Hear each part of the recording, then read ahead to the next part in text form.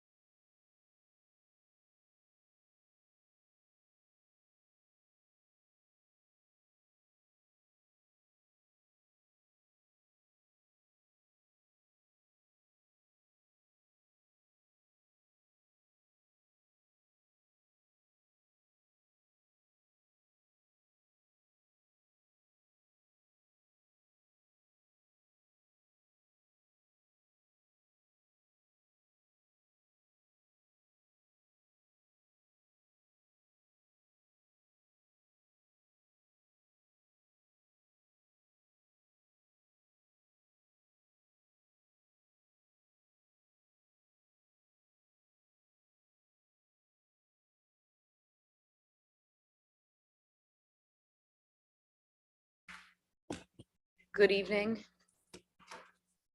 We are currently on page 2 after executive session, which is the first item is our consent agenda.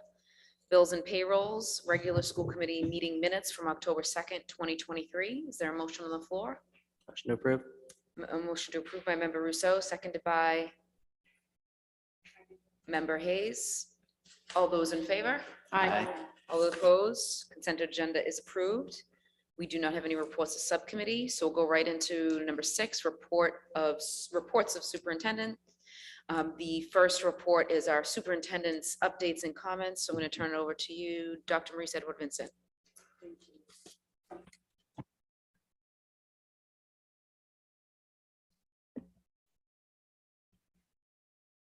Good evening. I would like to begin this evening with a reflection on the challenging week that so many in our community have experienced with the outbreak of war in Israel. As this conflict continues to escalate, we should take some time to think about how the news from Israel and Palestine might affect our students. More and more of the devastation and violence is being shown on social media, from news outlets to individual accounts. Content moderators on many platforms are overwhelmed and ill-equipped, meaning that all social media users are likely to encounter graphic or misleading content. We strongly encourage our caregivers of our younger students to closely monitor any online activity to ensure that children are not being exposed to inappropriate content. We also agree with advice from experts that older children with access to the internet should be encouraged to be skeptical of videos shared on social media and offered help with evaluating the news sources that they are using.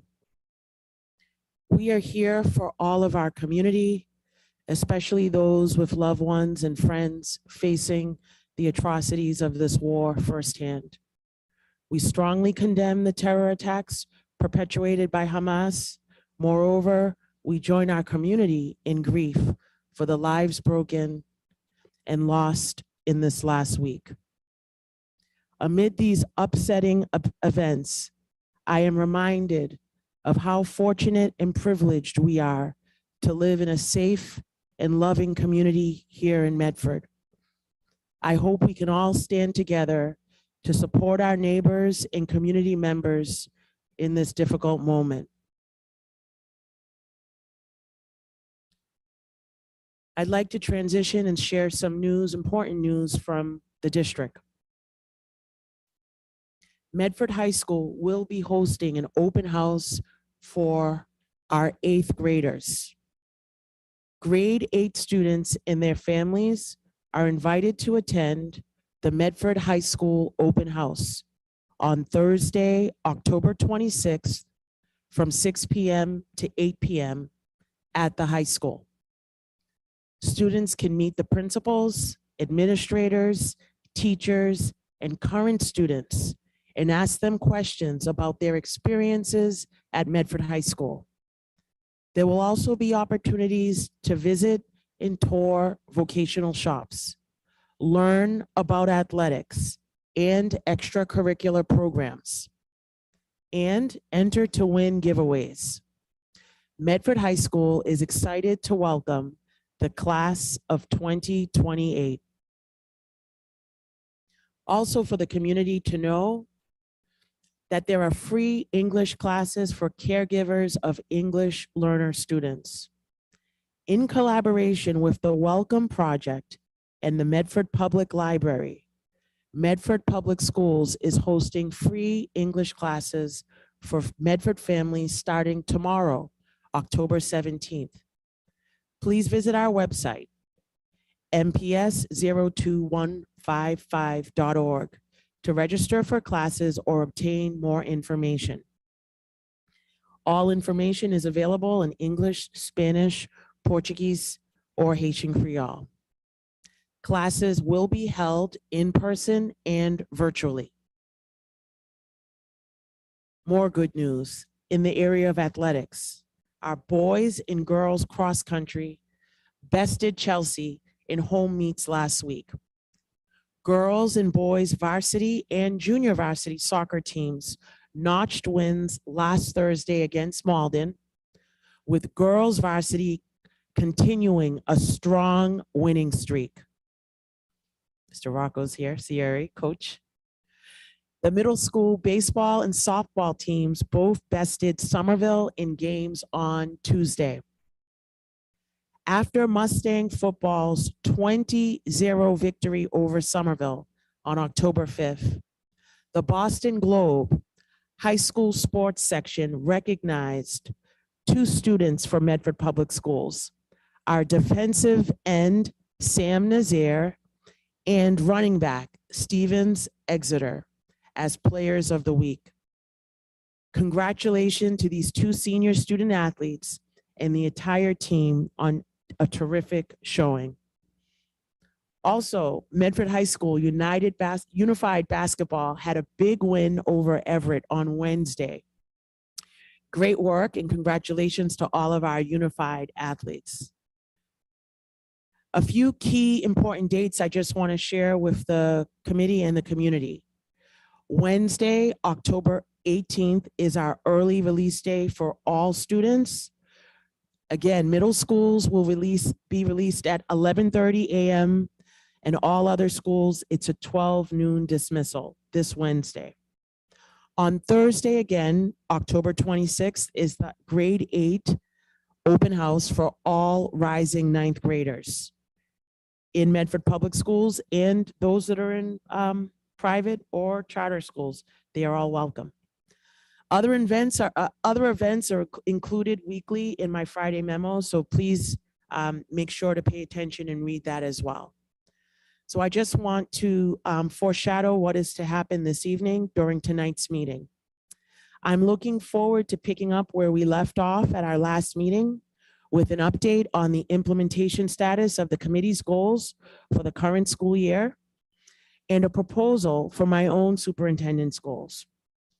The Medford School Committee has a uniquely prominent role in long-term planning, goal setting, and visioning for the district. And I look forward to working with the members to develop superintendent goals which harmonize with and complement our district's ambitions and priorities. I'll also provide a presentation on the results of the Medford High School Climate and Culture Survey conducted last spring.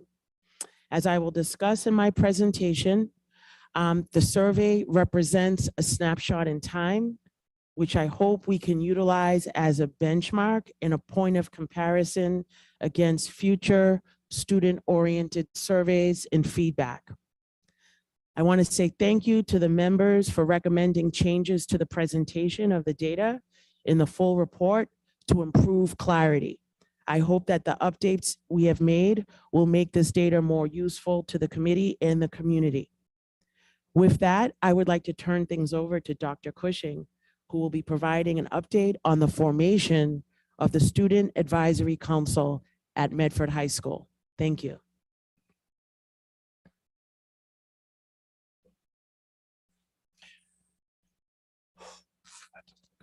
Good evening, Madam Mayor and members of the school committee. Thank you for this opportunity to present.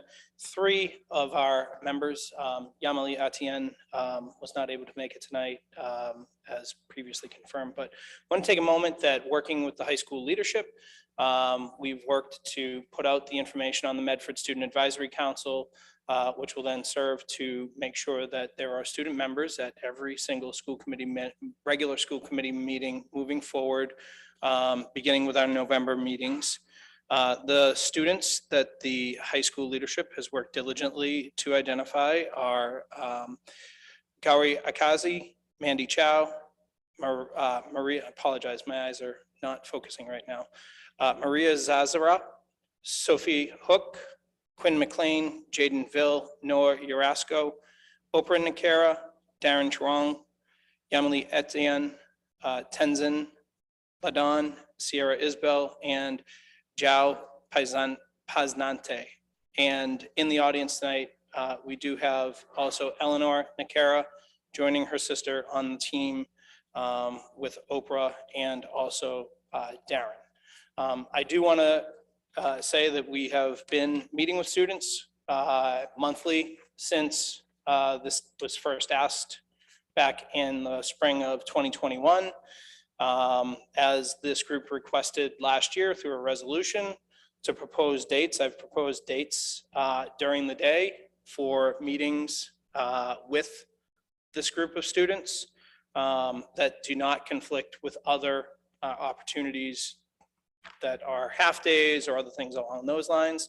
I defer to this body to establish your meeting dates, but that was something that was mentioned. I do also make a couple of policy recommendations there to make sure that we have multiple representatives at school committee. Oftentimes it may be taxing on students, as was definitely the case last year when taking care of siblings, working jobs, sports, dance, and fill in the other thing, any other thing that I think the high school students, I will say, high school students in my experience are the busiest people around, and want to make sure that we're providing them a great opportunity. So there you are. Thank you.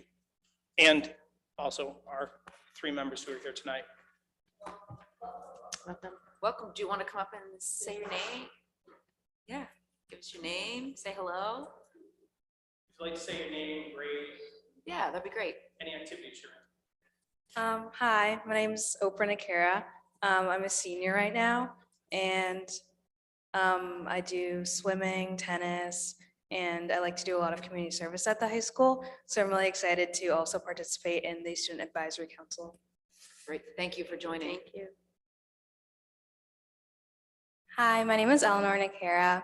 I'm really excited to be one of the representatives for the Students Advisory Council, and I also do swim and tennis, and I'm a senior as well. And I also love community service, and I'm part of the CCSR at the high school. Welcome. Hi, my name is Darren Trong. I'm happy to be on the Student Advisory Committee, and some of the clubs I'm involved with is I'm also involved with the student government. I'm also the senior class president, and I'm also involved in other clubs such as Model UN and Ethics Bowl. Great. Thank you. Thank you for joining us. Awesome. Mayor, Great. Member McLaughlin. thank you. Thank you, Dr. Christian, for this. And I just wanted to ask for the meetings, the November 5th, January 17th, the 20th and the 22nd. Are you going to have a hybrid model for those? I'm sorry. Can we do hybrid on those? I don't see any reason why not. That's our current model. Yeah, So that would yes, be great. happy to. And will there be an agenda in advance? I would assume? Absolutely. Yeah. Yes. Okay, thank you. Member Hayes. Thank you. It's really exciting to see so many students want to be involved in this, and I think that's wonderful, both for us to get the input from the students, but for them to get the experience of being involved more directly with democracy. So my question really I have is, there really is a very specific policy and law, and I'm wondering how this is going to be hopefully shaped a little bit to more closely fit that. The 13 students is, again, it's wonderful. I don't know if you're thinking of having a combination of, the policy calls for 5 students. And I think my assumption is that's an attempt to make it less unwieldy if you have a lot of students trying to meet with school committee so that they can have a more direct involvement. And I'm wondering if there's a way, or if you're considering a way of trying to, for those meetings, maybe have a subset of students attend? We could definitely consider that. When, I'll be honest, throughout this work, I've always tried to expand the voice of students. And when I read that law, similar to the school site council law, it's wide latitude for interpretation. And I interpreted that after consulting other members of this board previously, to really be a minimum, like for 5 to be a minimum number, and that to really try to expand the opportunities for student voice. High school students especially, I will also say the law says nothing. It is completely silent on middle school students. Correct. And I know for a fact that middle school students have really great ideas and a lot to share. And so we've expanded it down to the middle school as well. While those are not required to be part of school committee meetings, I would invite any group less than 4, I think it is, to come and join us at any point to be able to listen and converse and meet with those middle school students, because some of the stuff that they've offered has been really tremendous and enlightening over the years. So we've interpreted that, or I should say I, in this role, have really interpreted that as more of a minimum than an absolute of 5. So I guess I would just say, I mean, I think we had a similar discussion about this already, because I know you have these pre-existing student advisory councils. And actually, it's pretty specific in saying 5 students in terms of the law and the policy. And it's not that I'm stuck on the 5 students, but I do think that there's a reason for that. And I believe that most likely the reason, again, is to give students a more direct, if you've got 13 students trying to meet with us, the opportunities for each student to really be involved are going to be less than if you have a smaller number of students directly involved in those meetings. And so I'd love to see if there's a way you can maybe try to give each student, obviously, a chance to do that, but maybe have it a smaller meeting so that there is more opportunity for them to really be directly involved in having a conversation with school committee, whoever's able. I think we'll need to look at, again, coordinating those meetings to figure out if there's going to be a subset of us who can make it to those meetings, or whether it's the whole committee, which would be obviously the ideal. But I'm glad to see this is getting started, and I really appreciate the work you've put into this. And again, exciting to see that there's so many students who really want to be involved. I appreciate that. And perhaps we look at elections within the group of students or something along those lines, but I just want to make sure that when I've looked at other communities too, they've expanded far beyond just 13. And we're hoping to build that over time, and to find a way so that it's not unwieldy. I'm definitely committed to that, but I am also, just throughout my time as assistant principal, and now the greatest change has come from the voice of the students, and the greatest push oftentimes comes from when you have students on your side advocating that we can really help to move their progress and move a district's progress forward. Absolutely. And I think that was the reason why the state put this in place for us, to make sure that school districts are doing that and really getting the voice of the students involved. So look forward to getting this going. Thank you. Thank you. Member Graham? Just a couple of questions. Is there a time of day that you are targeting for these meetings? So we'll be meeting monthly with the students after but school. These dates that are on our, I leave that up to the committee. I'm not suggesting. These were the dates that fit based on the conversation last June. I went through, and these are the dates that fit every other month within. So I would defer to the committee as to what time works best. is there a time of day that would work best for students? I mean, I think just practically speaking, is if it's going to be inside the school day, there's going to be some finagling on our end to get there. So if we could be least disruptive to students, given that we have to do that to our schedules anyway, I think I would be fine with that. I don't know if there's a good time or a bad time, or I don't know like enough about the high school schedule to know, is there like some magical space where it's not pulling them out of classes or what have you? Would you prefer immediately after school at 2:30? Or would you prefer during the school day? After school? Okay. So my suggestion would then be 2:30. Okay. To make sure that we're able to. Aren't these all on accommodate their schedule. Wednesdays? Is that early release? Yes. Yeah. No, they're not early release days. I avoided those. Having tried to have the meetings on early release days, thinking that would be, it didn't really work. You've visited a few of these meetings, which was great. So in terms of the dates proposed, I am fine with all those dates except for the January date. That's not a date that I will be able to be there at. But all the rest are fine for me. And I think we just need to make sure that we post the meeting, and they can be hybrid, I'm sure. So that if other members of the community want to join us, they know how to do that.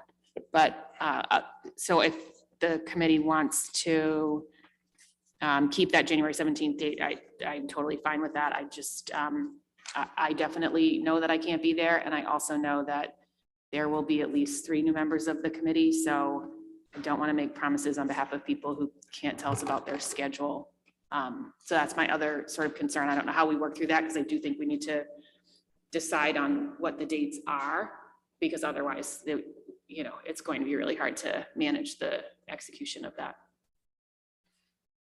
Mayor? Dr. Edward Vincent, then Member Russo. Based on the students requesting immediately after school, I can work with Ms. Malone to send out calendar holds for like a 2:30 to 3:30 block of time, maybe a 1-hour block. And then everyone will get it if that's helpful. Member Russo. Thank you. I just also want to remind us from a security perspective that the high school must be unlocked and open for these meetings. These are public meetings, just like these. We can't have locked doors, so we'll have to plan the security around that. Unless we don't have a quorum of members, in which case it's just a meeting.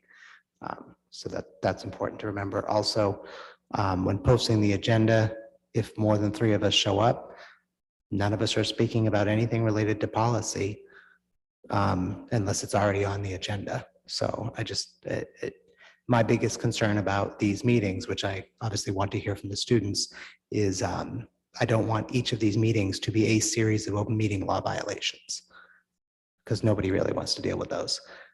So somebody will have to plan the effort around making our high school open at 2:30 when there's clubs and all the other stuff. Because I assume we're going to have them there. It doesn't make sense to cart the students over here. That doesn't make any sense. So I just want to make sure those logistics are worked out rather than on the 17th or the 15th of November, when we sit down and we have a quorum and then there's a locked door, because that's just not going to be acceptable.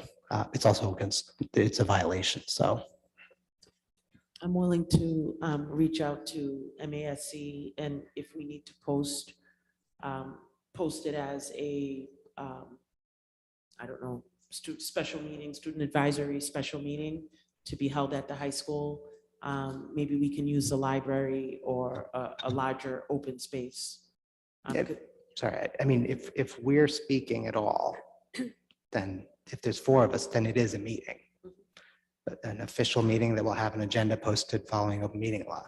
If we all swear to sit silently and listen or nod and be jovial and not engage in a single item of a policy for which we have authority, then I don't think that's a meeting. That's just 4 or more of us happen to be in the same place. Point of information.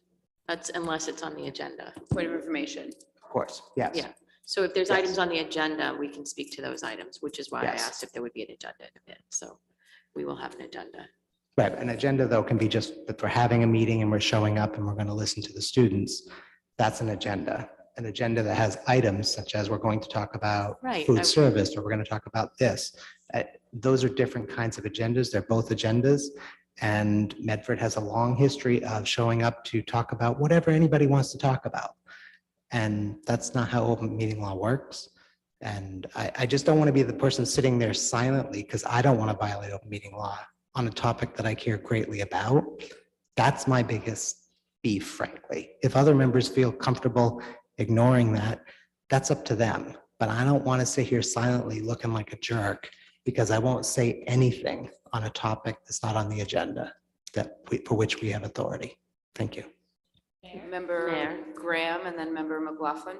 And then I had my hand raised too, but my And light's Member on. I don't know if you can see. Oh, I it. can't say it. Oh, Yeah, no problem. Member Graham, Member McLaughlin, and then Member Hayes.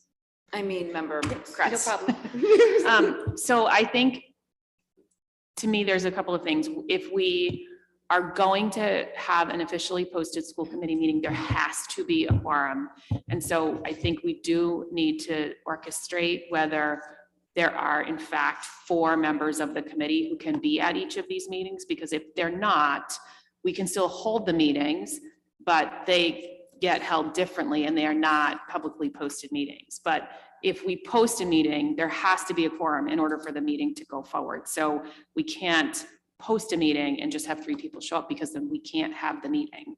So I think there needs to be a little bit of orchestration around who is coming. Mhm. And I think that will drive like exactly how the meeting can happen on our end. But I think also, like, if there is a posted meeting, it would be helpful if the students could sort of identify a set of topics that they want to talk to us about so that those can be posted on an agenda if we're having an official meeting. The other thing I would suggest is we can hold a Zoom meeting and then there's no requirement for the high school to be unlocked, which creates other safety issues and concerns, but the students could certainly join from a common place to our meeting on Zoom, as long as the meeting is posted to be an exclusively Zoom-oriented meeting. So I think there are some options there that don't require us to open the high school to be in compliance with the law, the open meeting law, because we are allowed to host meetings on Zoom. And I think we as a body need to be clear about who is able to join each meeting, because that should drive and set the rules of engagement around making sure that we can actually have a dialogue. And that will happen differently based on how many of us are able to join at any given time. So I think we need to make sure that we can certainly talk about the November meeting because all of us here are the folks that have to be available for that November meeting. But I think we probably just need to have another conversation about those meetings as they come up so that we have the right rules in place for everybody. And if I could just interject real quick, the dates are only suggested, so we can do the November and then worry about when the new members come on the other 3 meetings. Sounds good. Member McLaughlin, then Member Kretz. Yes, thank you. I think that this is a great opportunity actually for the student advisory to understand governance and how it works. And so I actually would make a motion that they are offered some training by MASC, a short training, an hour or so training by MASC, just around sort of some of the basics so they're understanding this, and then also understanding the agenda items. So, to Member Russo's point and to other folks' point, when they come to these public meetings and they don't understand why they can't talk about something that's not on the agenda, that can be really frustrating. So for the students to be able to really understand why it needs to be on the agenda and sort of just a basic primer, I would love for them to have some opportunity to be trained instead of just being sort of thrown into this role. So I'm making a motion that we ask MASC Dorothy to provide a 1-hour training to our student advisory body so that they understand. I was this just process. writing down Dorothy Presser's name prior to, so thank you. What did you say? I was just writing down Dorothy Presser's name, call Dorothy.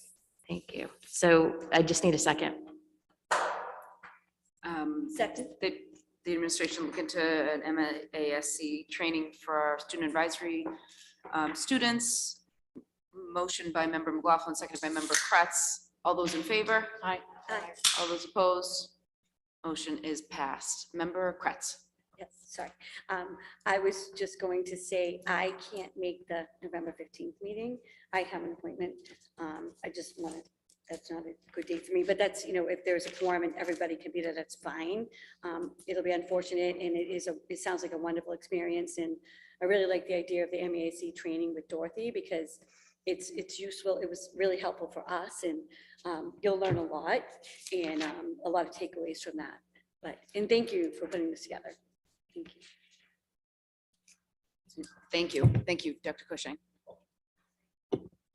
We have number 3, report on superintendent's goals for school year 2023-2024, an update on the status of the Medford School Committee goals.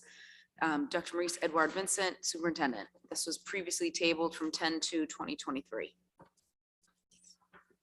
Good evening. I'm not sure if Dr. Cushing, you're able to share it, if that's a possibility.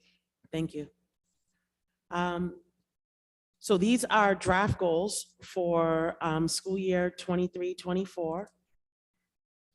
And the first goal is our district improvement goal. Thank you, Dr. Cushing. The district improvement goal for the draft goal, again, I'm waiting for additional feedback from the committee, is that during the school year 23-24, the Medford Public Schools will improve systems and structures that directly impact student services, student and family and communications, and school facilities and operations. Our goals are to continue to maintain a learning environment built upon the pillars of safety, equity, and consistency, creating a culture that values consistent communication and safe and accessible school facilities for all. So there were 6 key actions that were proposed. And the first key action was, again, improving physical accessibility at school facilities and developing a maintenance ticket system.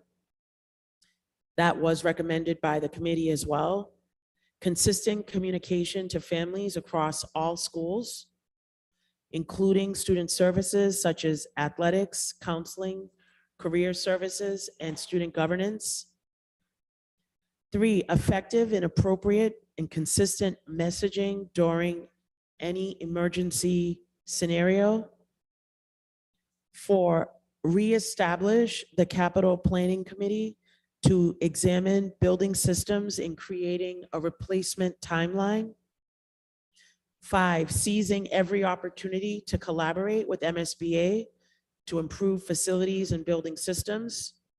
And we do have another meeting scheduled this week on October 19th with MSBA. Again, informational meetings for all districts that have applied to MSBA. And number 6, enhancing our human resource practices, such as job postings, hiring, and payroll management. And so some of the proposed outcomes would be increasing accessibility in parking, pedestrian restroom facilities, communication platforms such as Samore and Final Site, our mass notification systems that are going to be used regularly and consistently by all schools, and student servicing groups.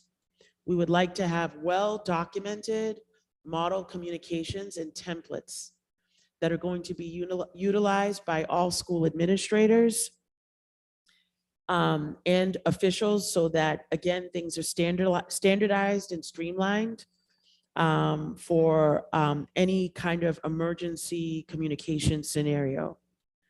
A capital planning committee reviews of every single school would be one of our outcomes, and streamlined and more effective job postings and onboarding procedures for our staff. So these were the draft recommended district improvement goals.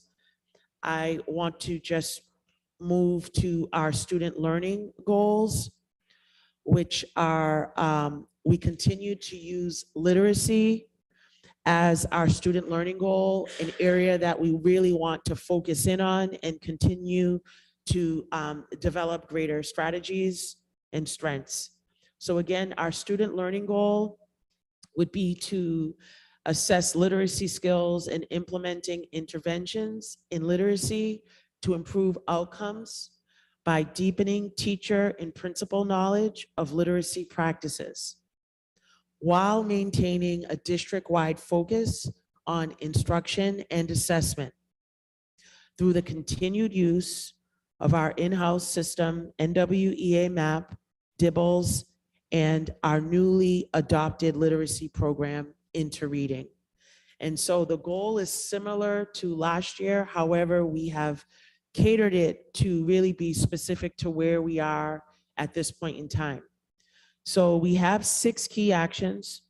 Again, many of them were repeated from last year, but the work continues. So this is kind of, now that we've officially selected our literacy program, Into Reading, we want to do all of the things possible to continue to make sure that that programming and the significant financial investment really has the opportunity to get really strong traction within the district. So we will continue as a district to follow DESE's, the Department of Elementary and Secondary Education's dyslexia guidance, which we've been doing for multiple years. So we're using Into Reading. We're also doing ECRI, which stands for Enhanced Core Reading Instruction. And we're using DIBBLES, which I mentioned earlier, but it stands for the Dynamic Indicators of Basic Early Literacy Skills. And those assessments are used, DIBBLES is used with our youngest learners. Again, tier 1 ELA blocks in all grades for kindergarten to grade 2, district-wide. And we have a continued partnership with Hill for Literacy during the 23-24 school year. There is embedded professional development. Last week, I had the opportunity to participate in professional development with the Missatuck School, 3rd grade. And so coaching is being provided that's going to really support instruction and help teachers to look at their specific literacy data.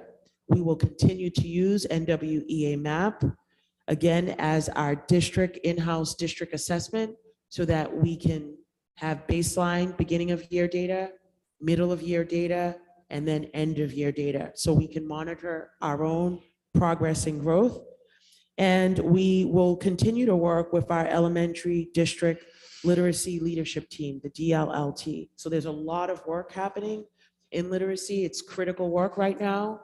And we are beginning to see really positive payoff outcomes from that.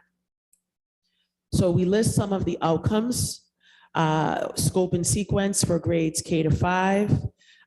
Medford Public Schools is establishing data cycles that are going to be measuring our performance. Again, this is a new area that we are really formally entering, working with partners and collaborators. And one of our outcomes where we're saying visible implementation of the science of reading, the best practices that are taking place during our literacy blocks, we have that listed as an outcome because, again, we've made a significant investment with ECRI, Hill for Literacy, and now with Interreading. And so the expectation is that this is what is being used every day in all of our classrooms. So accountability measures, we would like to see under NWEA MAP, 65% of our students in grades 2 through 10 to meet or exceed their projected growth targets on the NWEA MAP assessments. We would like to see for DIBELS, 90% of our elementary students that they will make at least 10% growth in oral reading fluency, and that's words read correctly by June of 24. And for professional development, Medford Public Schools will continue to provide targeted professional development for our elementary staff with interreading training every month during the 23-24 school year.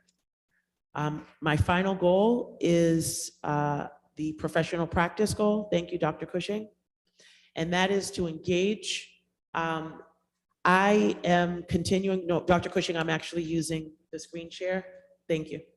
I am part of the BIPOC Superintendent Support Network of Massachusetts, and I still am participating with Leading Now, which is a national superintendent network.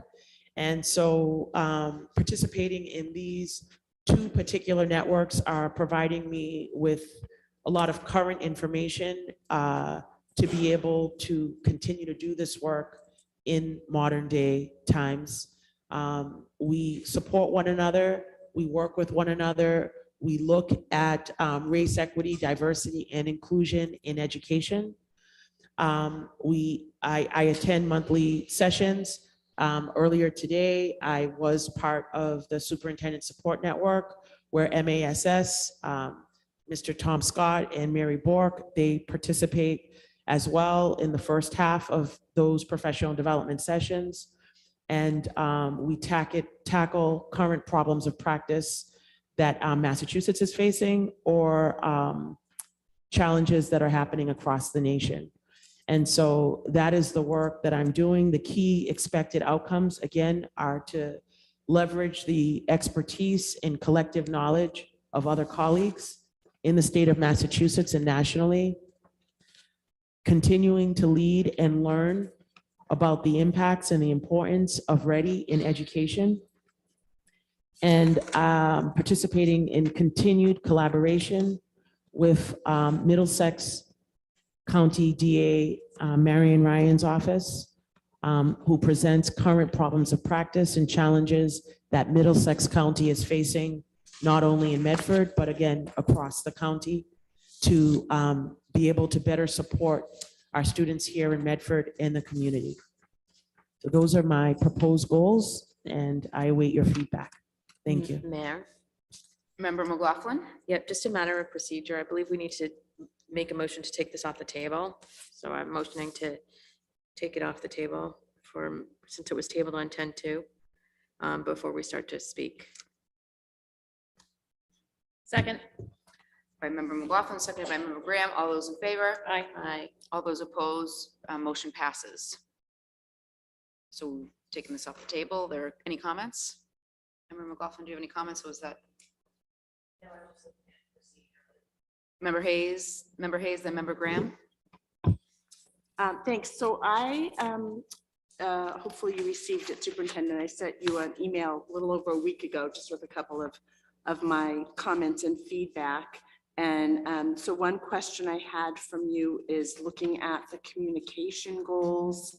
I had requested that you look to add a goal that is more focused. Again, we've talked about this, I think, in the past, on two-way communication, that again, the current goals are really focused on the district giving information to families, caregivers, students, and looking again for a goal that may, or an outcome, I guess, that would be more specifically focused on that two-way communication. And in my email to you, I talked about, if you could commit to a number of events such as monthly coffee hours or attendance at PTO meetings, that two-way communication being that you're having an event or in a way for parents to actually talk back to you and talk to you about their concerns. It could be that you focus it on a specific topic, or it could just be kind of an open, again, like a coffee hour. Some of that, I think, like last year, you did have a wonderful budget meeting. Unfortunately, it wasn't as well attended as I hoped, but it was really well designed in terms of having the interpretation for families. So things like that, if you could commit to maybe putting that in one of your goals, is a more specific way of getting at that two-way communication. I can definitely add under outcomes, increased two-way communication over the course of the year, because there are some events that take place at schools, depending on what is happening, where I may be able to go and attend as well. I appreciate you sending this to me. I just was waiting for you to share it with the entire committee. So I think it can be a combination of either coffee hour or the PTO meetings. Some take place virtually, or other types of parent engagement events. So I am open to that, and I can have that added as increased under outcomes, increased two-way communication opportunities with families, including coffee hours or special events at schools. So I guess I'm hoping, what I'd like to see really is a really specific commitment to a minimum number of events that you would attend or create, just so we really have something very concrete for when it comes So time do for the you want the evaluation. entire goal to change? Because I was looking more at the outcomes. It doesn't really have to change the goal itself, but one of the outcomes for communication would be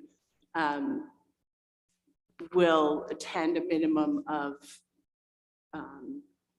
5 events to the or have a minimum of 5 coffee hours. I kind of let that open for you, what you feel most comfortable doing, whether you wanted to have it be more directed as in terms of being like a focus group that you want to focus on a topic, or whether you want to leave it towards a more open-ended kind of event where you have coffee hours and you can just chat with parents and they can bring whatever concerns they want to you. so what I'm writing right now is increased two-way communication, increase two-way communication with families, with a minimum of 5 events over the course of this school year. Sounds great.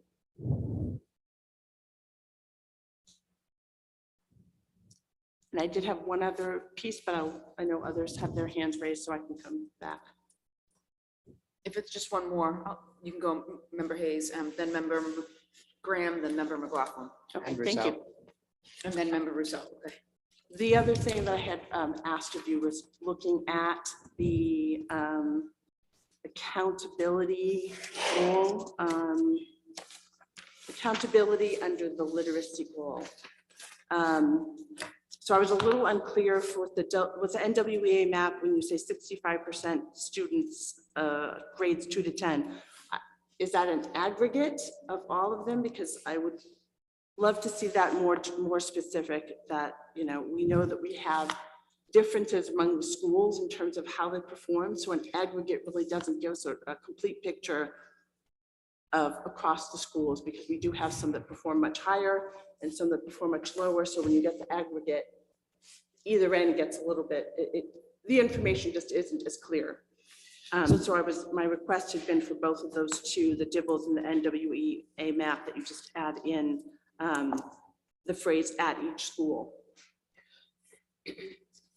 I think where my my caution was just where some of the schools do have different programs, and we do have some different demographics.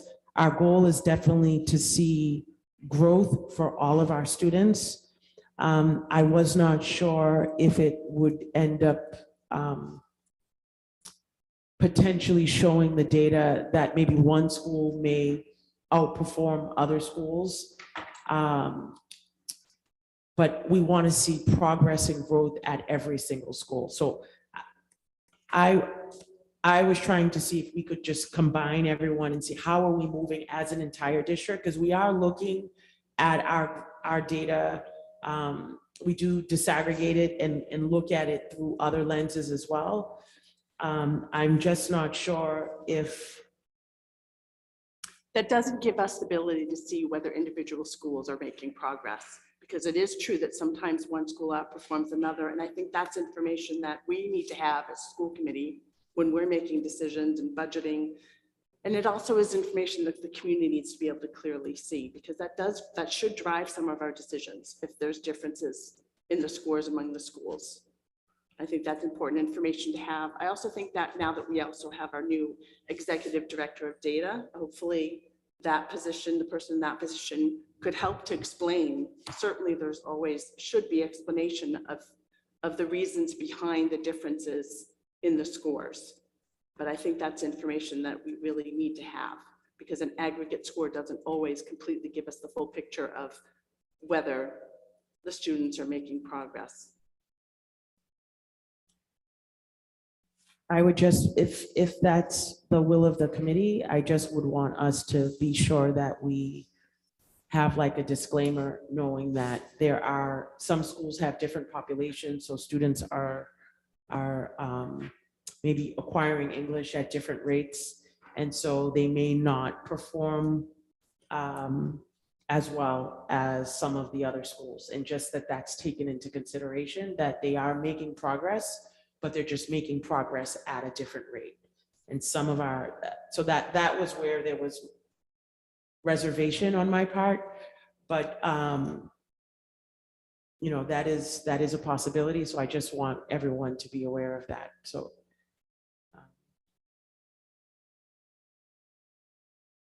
Thank you. that was my feedback. So Member Graham? I have a bunch of items, so I'm going to apologize in advance that I did not get an email to the superintendent before today, but I'm happy to do that if she would like afterwards. To Member Hayes's point, like I am supportive of expecting to or being able to see how various schools are performing, and of course, like we understand that there are different programs in different places. We get it.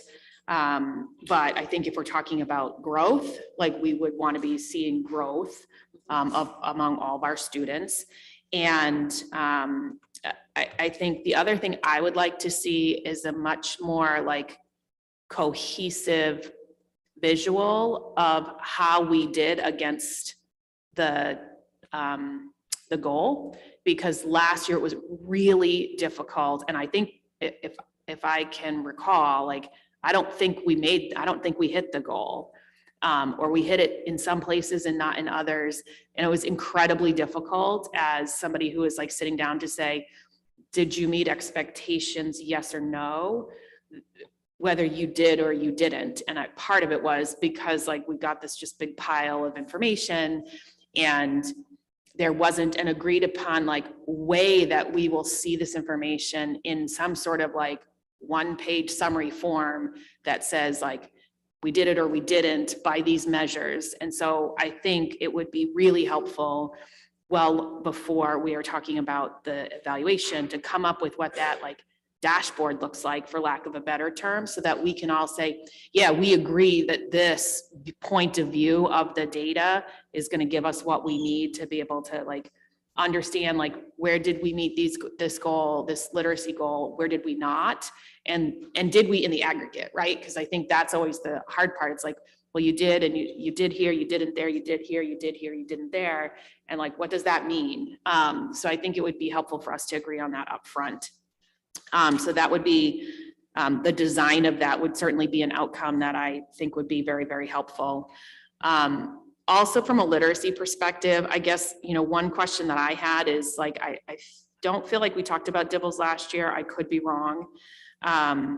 But if we're saying we want 90% of students to make a 10% jump, what did they do last year? Did we do we already do that? And we should be like pushing you to do something more than 10%? Like what is the baseline? Like, where are we starting? It's hard to say this is a good sort of aggressive but realistic goal without knowing like, where are we right now from a DIBELS perspective?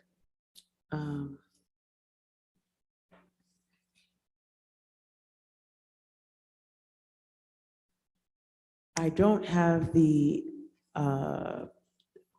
growth for oral reading fluency for last year's data at hand right now. Okay. So I can definitely work on getting that data to you. Yep. But and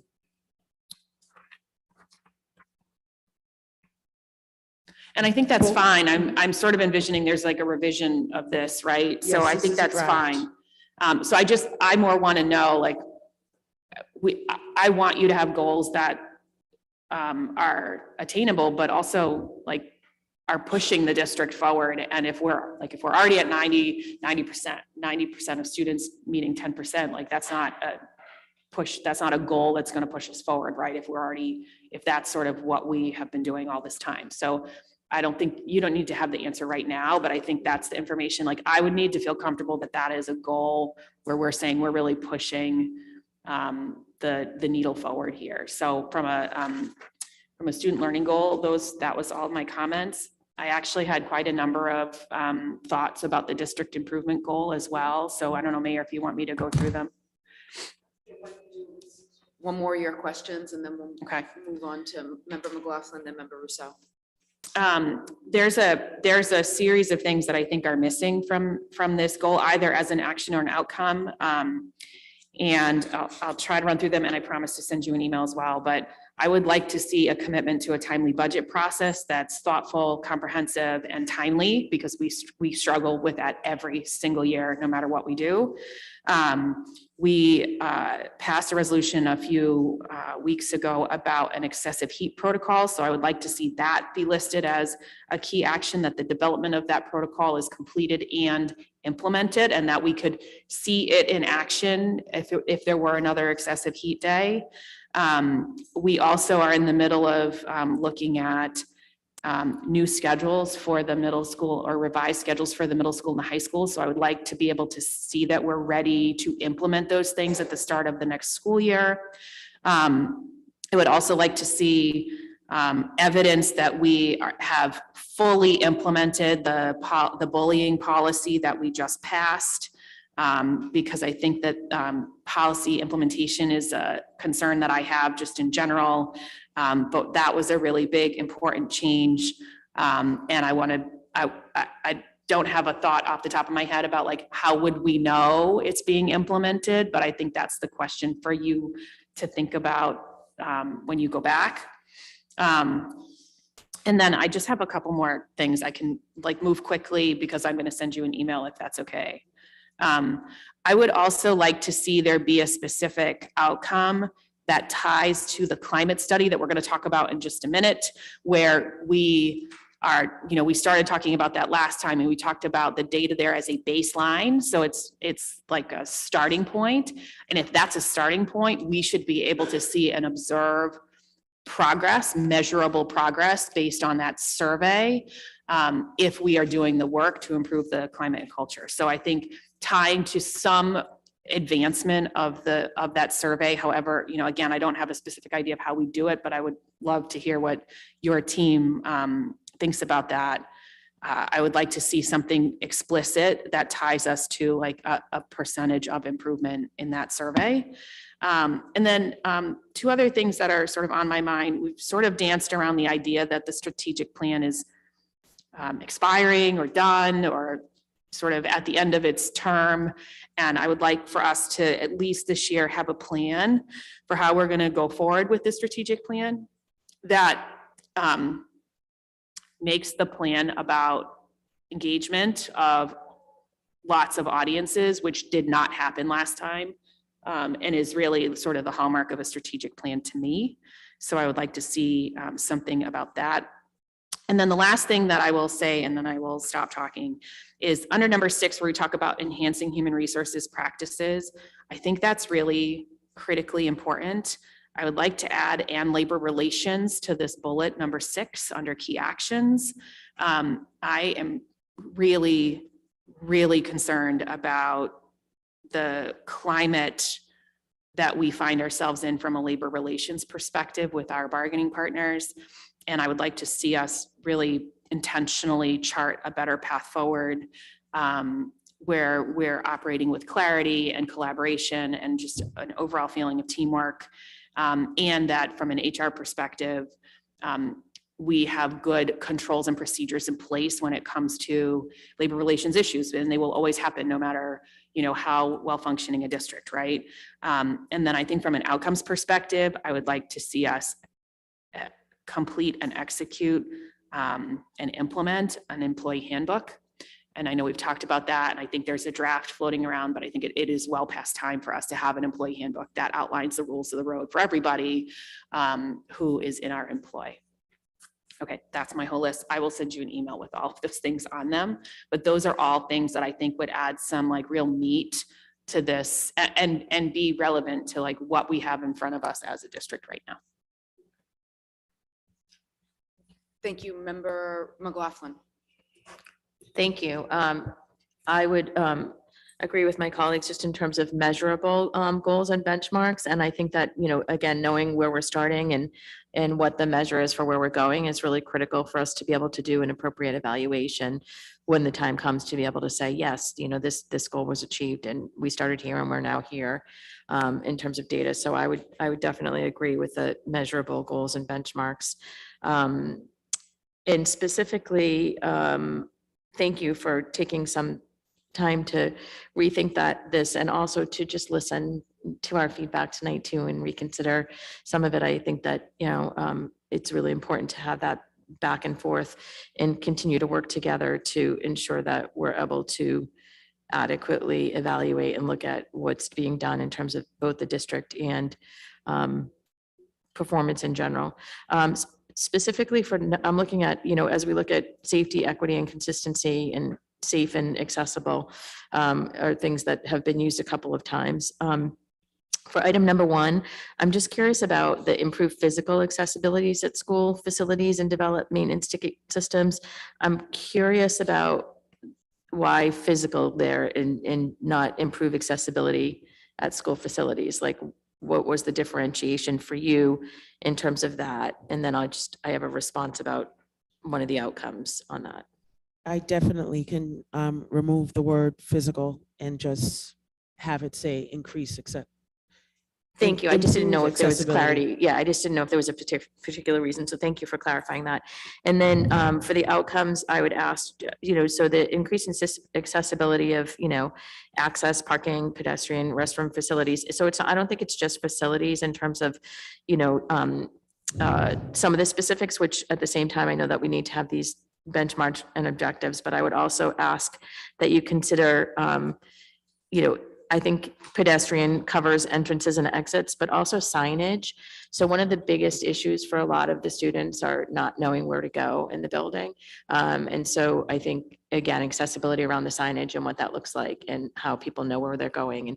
And some of that would be really helpful and be very, much clearer, I think, as we're looking at that. And then I would also concur regarding the employee handbook. I think that that's really important as we're looking at that. And I think that just thinking about the accessible aspect of that in all of these ways. So as we were talking earlier and folks were talking about the open house for the 8th graders, I was reminded of last year's open house at the high school. And I was remembering that there was not any sort of specific accessibility for families who might be a little bit outside of the box, if you will. And so as we're looking at all of these things, I would ask that we're thinking about how are we making things accessible overall, right? And so I heard Member Graham, speak to some of that around, I think, some of the language stuff. And I'm also thinking around, again, the physical, but also the some of the sensory, some of the just accessibility overall, like what are we saying when we're having an open house, but we're really not opening it to all of the population if we're not making it accessible in some ways. And I know that within reason, there's budgetary issues, but will there be any option for either translation or interpretation of materials? Will there be any, is it needed, to have an ASL interpreter? Maybe it's not, is it, if there's going to be any opportunity where it's going to be videoed or shown, are we going to make sure that we're having closed caption? So I think just as we're thinking about all of these, that we're putting accessible in the language for everything and thinking about how we're doing that. And so what does that look like for an outcome? I think it's just, when you're talking about well-documented model of communication and templates, I think you guys showed a really great example with the website and being able to show the interpretation, the translation, but being able to think about what that outreach is to make sure people know that that exists and how do they use it, right? So I think drilling down a little bit into how we can hold an evaluation around whether that work has been done or not. So with specific examples around that. So, and then any of our events that are coming up, like I know we have some great events coming up. We have homecoming dance, right, this Friday, and have people then offer the opportunity to have accommodations if needed for the homecoming dance, right? And if so, what does that look like? And being able to understand, how that happens. So thank you. Member Rousseau, then Member Graham. Oh, is anybody else? Thank you. In the district improvement goal, everybody else has already asked a bunch of great questions already. So key action number 4, it's reestablish the capital planning committee to examine building systems and create a replacement timeline. Create a replacement timeline. Does that mean for each building? Or I'm not sure what the replacement timeline is. What does that mean? So for some pieces of equipment that might be near their end of life. Okay, so Or for so the kind of like individual giving- systems. Yes, Okay. yes, systems. So I Great. can, It is what it says, but I just wanted to be clear because we are also talking about the high school and I didn't want it to seem like this group would be discussing a timeline for replacing the high school, which would be sort of out of scope in my thoughts. Okay, great. And then in outcomes, there is the communication platforms will be used regularly by all systems. And what does student servicing groups mean? I just want to make sure, does it mean PTOs? Does it mean the clubs? What does student servicing groups so mean? we do have, we don't have students right now using some more, but we have principals, We have some administrators that are using this some more, and the final site. So anything that would be communicating outwards from the district perspective, we would be having it all looped in to some more and final site. But if the student servicing groups just needs to be wordsmith, I can take that off and just say communication platforms such as some more and final site mass notifications are used regularly by all schools. I think that Okay. is easy. I just don't want it to sound like we're expecting, the clubs and the PACs and other folks to be using this stuff. I mean, it might be an interesting conversation about whether they should be, but from a scope perspective, I just wanted to make sure that was clear. And then I just had a couple of other questions that are sort of seem random, but when we talk about how many more hours a day we expect you to work as an actual employee, how many emails do you receive per day on average? Just a guess. I couldn't tell you. It could be 100? close. Yeah, definitely. I mean, 500? that's only on I'm not even looking sometimes at the other email. So Okay. 100's fair. And how many, on average, how many hours a day do you work during the school year? Oh, my days are long. I actually am a night owl, so I stay late and I continue to work at home. Different people have different ideas of what it means to work long hours. Yeah, If I it- have a it can 10-hour day, be- I'm like, oh, this day won't end. But for other I'm still people, that reading means emails at 16 like hours. 11 o'clock and I'll time them to go out in the morning, like Okay. 6:30. So I usually don't go down until close to midnight on average. Okay. Do you lose vacation days each year that you're allotted in your contract, but you can't actually figure out how to take because you're so busy? I have, and so have members of the team. Okay, great. Yes. Thank you. I just, I think these are important considerations when we consider adding work to you, because I was part of the committee that hired you.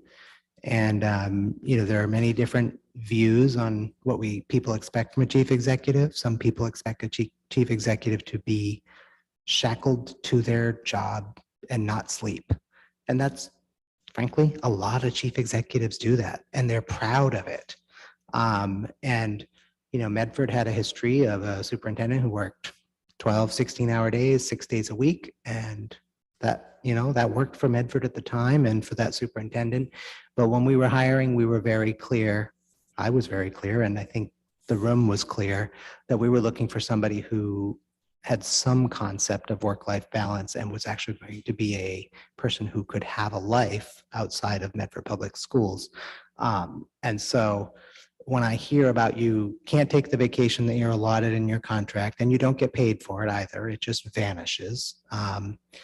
And you are working, there's the whole, working smarter, not harder, all that stuff, but there are limits to working smarter and not harder.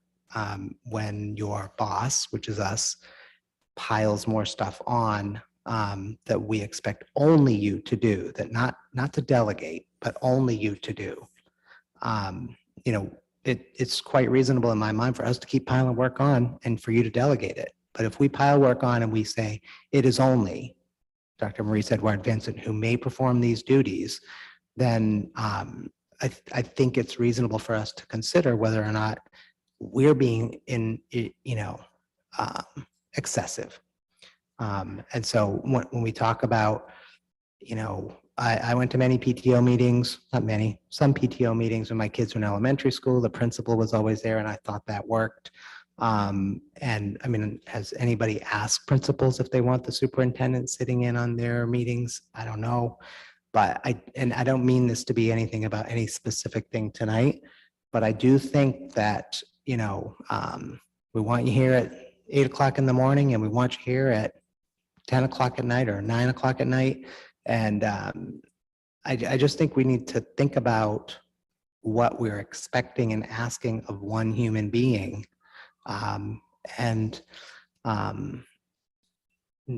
We don't put it everywhere in everything in our policies, but we often say the superintendent will do this. And we decided a while ago that we wouldn't every single time say, or his or her delegate, because that becomes obnoxious to see that written everywhere. But when we are asking the superintendent to do something, most of the time, I mean, I'm expecting the superintendent to delegate that stuff. Not to figure out how to find more hours in a day. And so whenever we ask for things, we're explicitly saying the superintendent is the person that must do it. I think we need to like get out a piece of paper and start figuring out how much are we asking only the superintendent to do. It just concerns me greatly because there is no time when I can't talk to you and you'll call me or something about like some agenda item and you're not at home working from home. You're still at the office and it's long past rush hour. I just have a lot of concern about what this looks like. And someday if we have to hire another superintendent, they're going to look and say, well, what did your last superintendent have to? I don't want a 93-hour-a-week work because guess what? The salary sounds great to folks who see the contract. But then when you start dividing it up by the number of hours, it starts to not look so good. So I'm just deeply concerned about how many goals we are having if we expect those goals to be met exclusively by you personally rather than your ability to delegate them. And that just sort of a statement about concern. Thank you. Thank you, Member Rousseau. Member Hayes, and then Member Graham. I just would like to briefly respond since it was my particular goal area that was commented on. I do think that it's important for the superintendent herself to have two-way communication with the community. I have also had conversations with her in the past about, understanding that this may mean a trade-off with other beyond school activities that she has done in the past, attending football games, attending other sporting events. I absolutely do agree that, when we add something, she needs to take something else away. And I also deliberately left, especially when I emailed her, left that a kind of open-ended in terms of how she wanted to, how you, Dr. Edward Vincent, would like to define that that two-way communication so that you can make that fit into your schedule. And again, with the understanding that you may need to alter other things or change other after-school events that you would normally attend in order to make those two-way communication events happen. So just wanted to clarify that. Thank you, Member Graham. Thanks. So I agree that we need to be thoughtful about when we're asking for something that only the superintendent can do. But I would also say that by and large, everything listed here is not something that I would be expecting the superintendent having to personally do. The vast majority of everything I talked about, I think everything I talked about tonight, but also everything that's on here is really a reflection of the work of the district. And this is, the superintendent is the leader of the district. And so therefore, like sort of the district's goals have to flow down. I would also point out that she has a rather large team of administrators underneath her.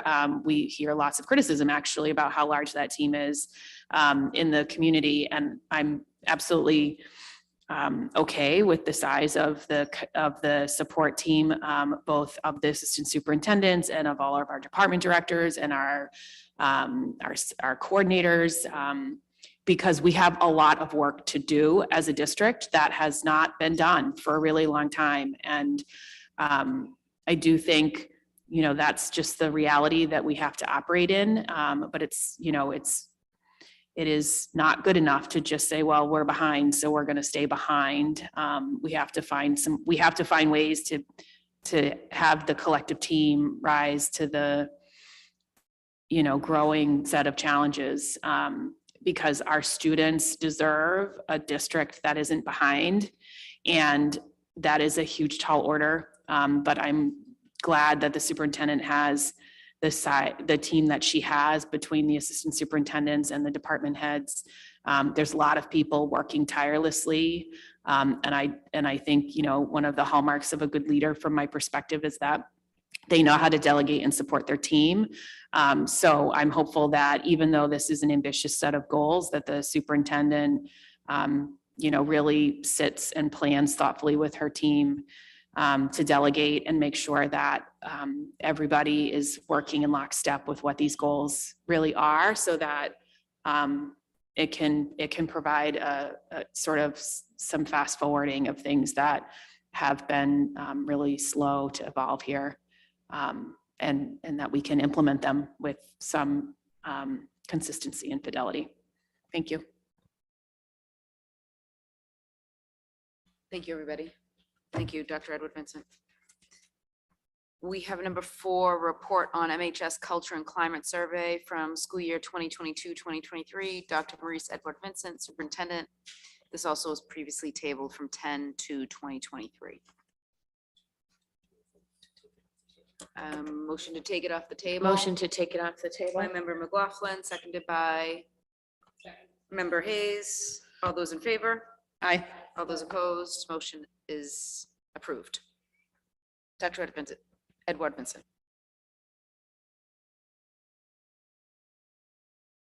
We have a slide deck that we're going to share with you.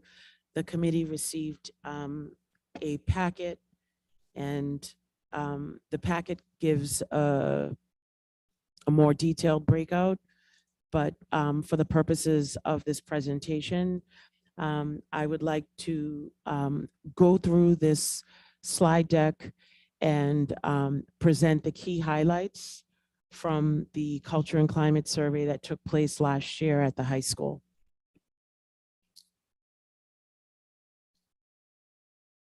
The survey questions were developed last year by Medford Public Schools and the Medford Department of Health.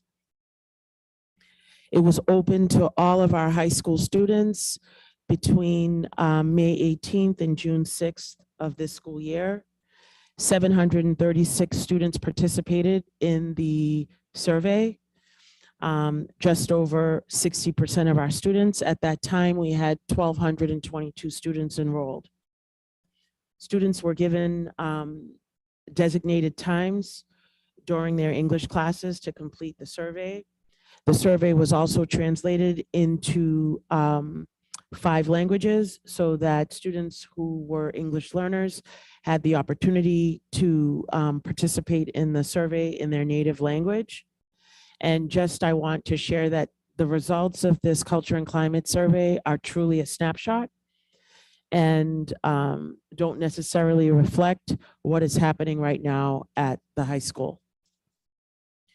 So during this survey, there were 8 categories: cultural awareness and action, diversity and inclusion, school belonging, school climate, school engagement, school safety, student-teacher relationships, and valuing of school.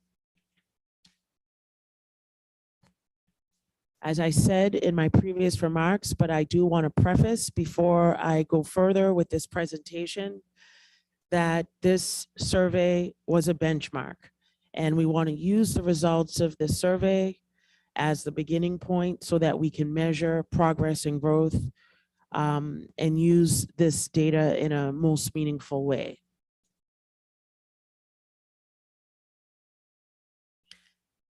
So as I mentioned, there were 8 categories. The 8 categories, as we analyzed and looked carefully at the data and the responses, the areas as a school that we felt were strong areas, our strengths, were school belonging, school engagement, and valuing of schools.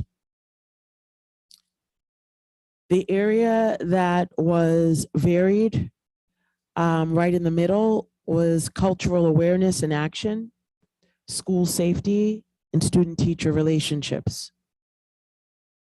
The areas for growth that were identified from the survey, according to our interpretation, were diversity and inclusion and school climate. Results by category. Cultural awareness and action. It was varied. The question was, how often students learn about, discuss, and confront issues of race, ethnicity, and culture in their school.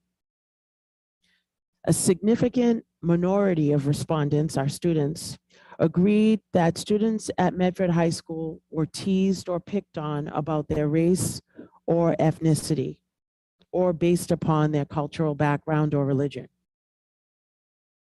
An area that we identified as an area for growth fell in the category of diversity and inclusion, which talked about the level of diversity, integration, and fairness for students of different races, ethnicities, cultures, and abilities or identities. About 40% responded that they agreed that at Medford High School, students were teased or picked on based on their physical or intellectual disability, or based upon their real or perceived sexual orientation. So as an action item, under diversity and inclusion, the Medford School Committee proposed and approved the new bullying prevention and intervention plan for this school year. So our next steps as a district, October 15th, principals reviewed our bullying plan, the revised bullying prevention and intervention plan with their staff during school-based staff meetings. At our upcoming November 7th meeting there will be a bullying presentation during the morning session of district-wide professional development. And later during the month of November, we will be having a parent presentation by an outside presenter who will be coming to present to our greater community. Moving forward, additional results under cultural awareness.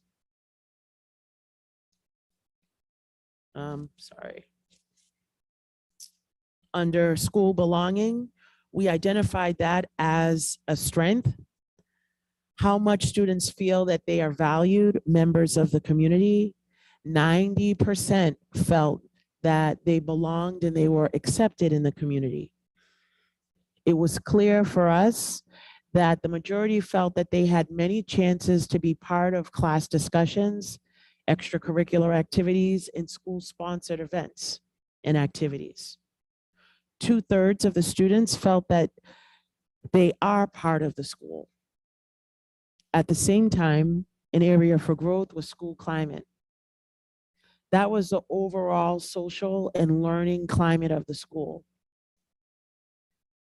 A substantial number agreed that people of different backgrounds get along well at Medford High School, and more, and that was really saying about greater than 80%, and more than 2/3 didn't feel that students are often bullied.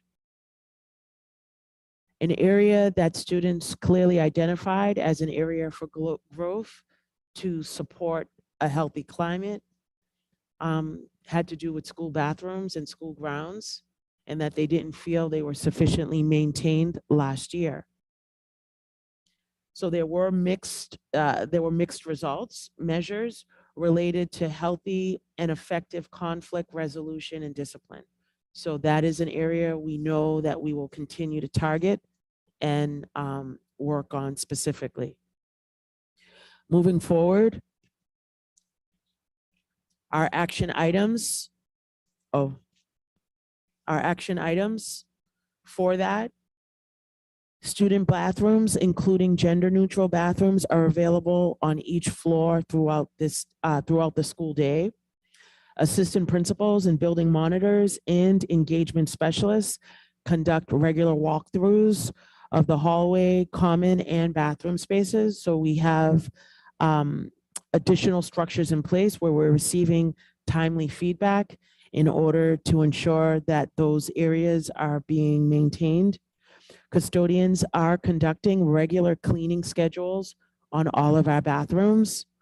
And facilities and grounds, they've adopted a new landscaping routine to improve the Medford High School campus.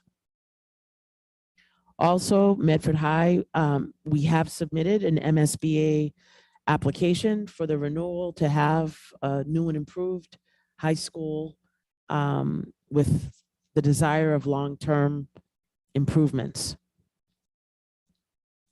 Page 11, please. Under student voice, Medford High School is committed to continued events, is committed to continued efforts to build school community and expand opportunities for student voice and leadership. So there are regular student advisory blocks with community building activities built in. There are facilitated activities now during lunch and other opportunities for students to engage using the gymnasium. We are continuing to build community through the house model. And additional student feedback is going to be gathered through follow-up surveys and student group sessions. Our assistant principals are also going to be trained on increasing student voice, opportunities for greater student voice. Page 12, another area of strength was school engagement. Student attentiveness and investments in the school. Nearly all respondents indicated that there were positive measures on school engagement.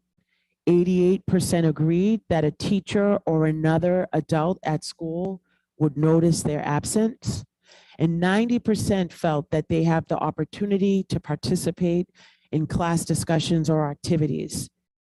And 93% reported that there are many opportunities for student involvement in activities outside of the classroom. Again, that was a great area of strength. Varied, again, student physical and psychological safety within the school.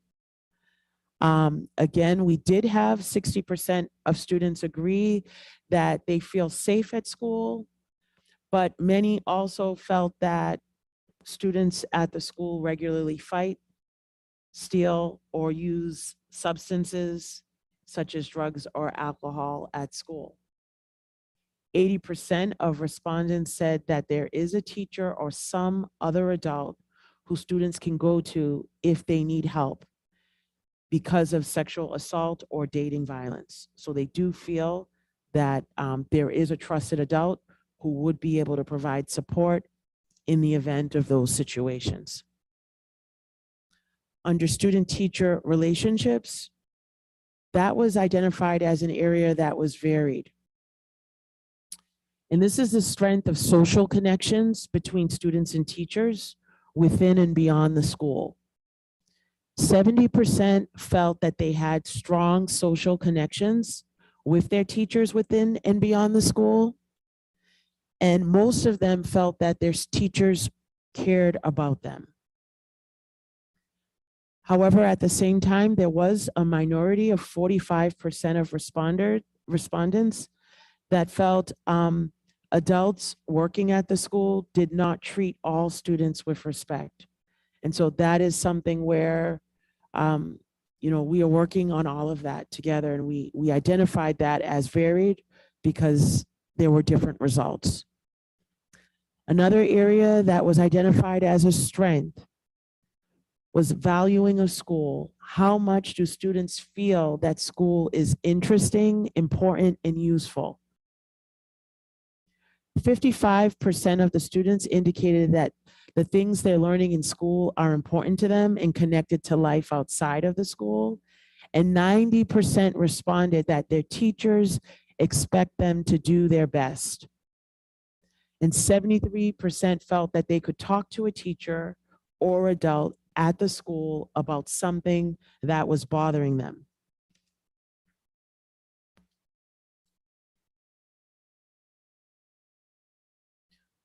So when we opened, I showed this screen, and again, the areas that we identified as clear strengths were school belonging, school engagement, and valuing of school. The areas that were varied were cultural awareness and action, school safety, and student-teacher relationships. And the areas for growth were diversity and inclusion and school climate. I say once again that this survey was given at the end of last school year, and that we are looking at this data as a benchmark and not a report card. Our intention is to continue with the reforms that have taken place thus far, remedies and improvements that are clearly underway at the high school to lead to more favorable responses in the future culture and climate surveys that will be given this year. Thank you. Thank you, Dr. Edward Vincent. Are there any questions from the committee? Member McLaughlin? Thank you. Thank you for going through this.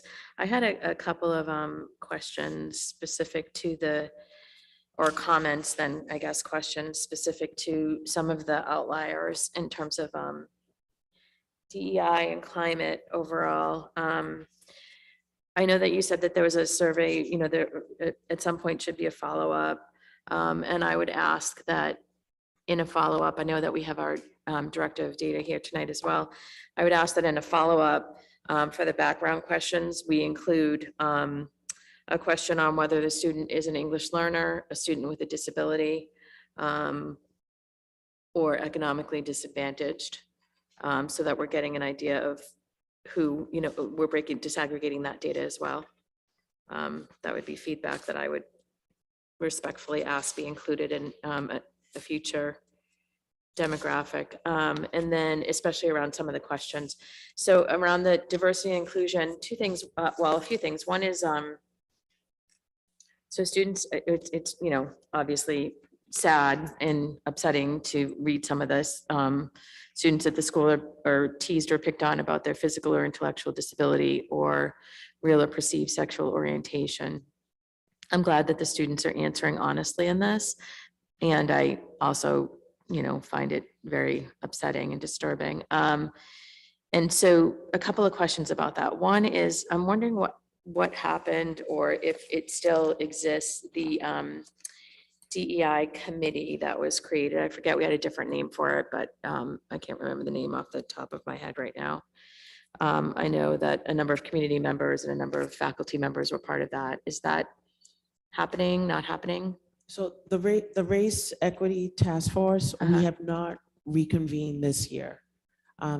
So we need to select new students, and but we have not started this year yet, the Race Equity Task Force. This is the first time this data is being presented to the committee first. Yeah. We have not shared it with staff or the greater community yet. We wanted to present the data here. And again, even as we looked at all of the categories,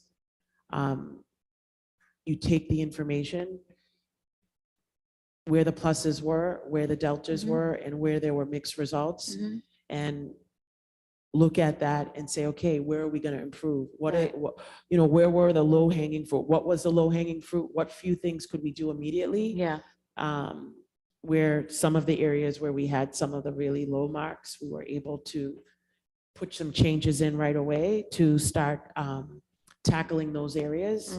And then some of these areas which are more complex, working collaboratively, you know, using our advisory blocks and other opportunities where students are together to be able to have conversations with our students. Again, you don't know until you get the data. And then once you have the data, you say, okay, how are we going to use this to inform our next steps? And, you know, we realized that this was a snapshot in time, but we also realize like we still have work to do, but we need to share it with the other stakeholders as well, so they can look at it and unpack the data for themselves and see the responses of the students, and then, you know, go forward with that. So is it safe to venture then that the Race Equity Task Force is happening. It just needs some addressing in terms of its components. Yes, Okay. yes. All right, so, all right, let me give that some thought because I want to think about that for a minute. And then also I know that specifically our CPAC, who presented to us at the last presentation, has been making recommendations and we voted, I think over a year ago for a disability awareness curriculum, especially if we're talking about teasing of intellectual and physical disability. So we said that we would have a disability awareness curriculum. We did have, and you know, we have asked that the DEI subcommittee get together and identify specifically, you know, some ideas for the curriculum, which we're working on scheduling that at this point. But even the disability awareness programming that currently exists, that was offered for professional development, is being offered sort of as an optional. And as we said, we went from, I think that went from roughly 40 attendees last year and the year prior, between, you know, over 40, I think the year prior, to 8 this year, which is substantive, especially if we're talking about this is the kind of thing that we're seeing in our schools.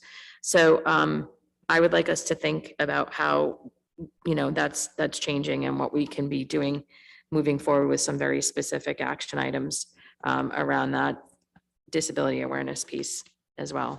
And I know we have an agenda item that we'll talk about in a little bit about the gender identity item. So thank you.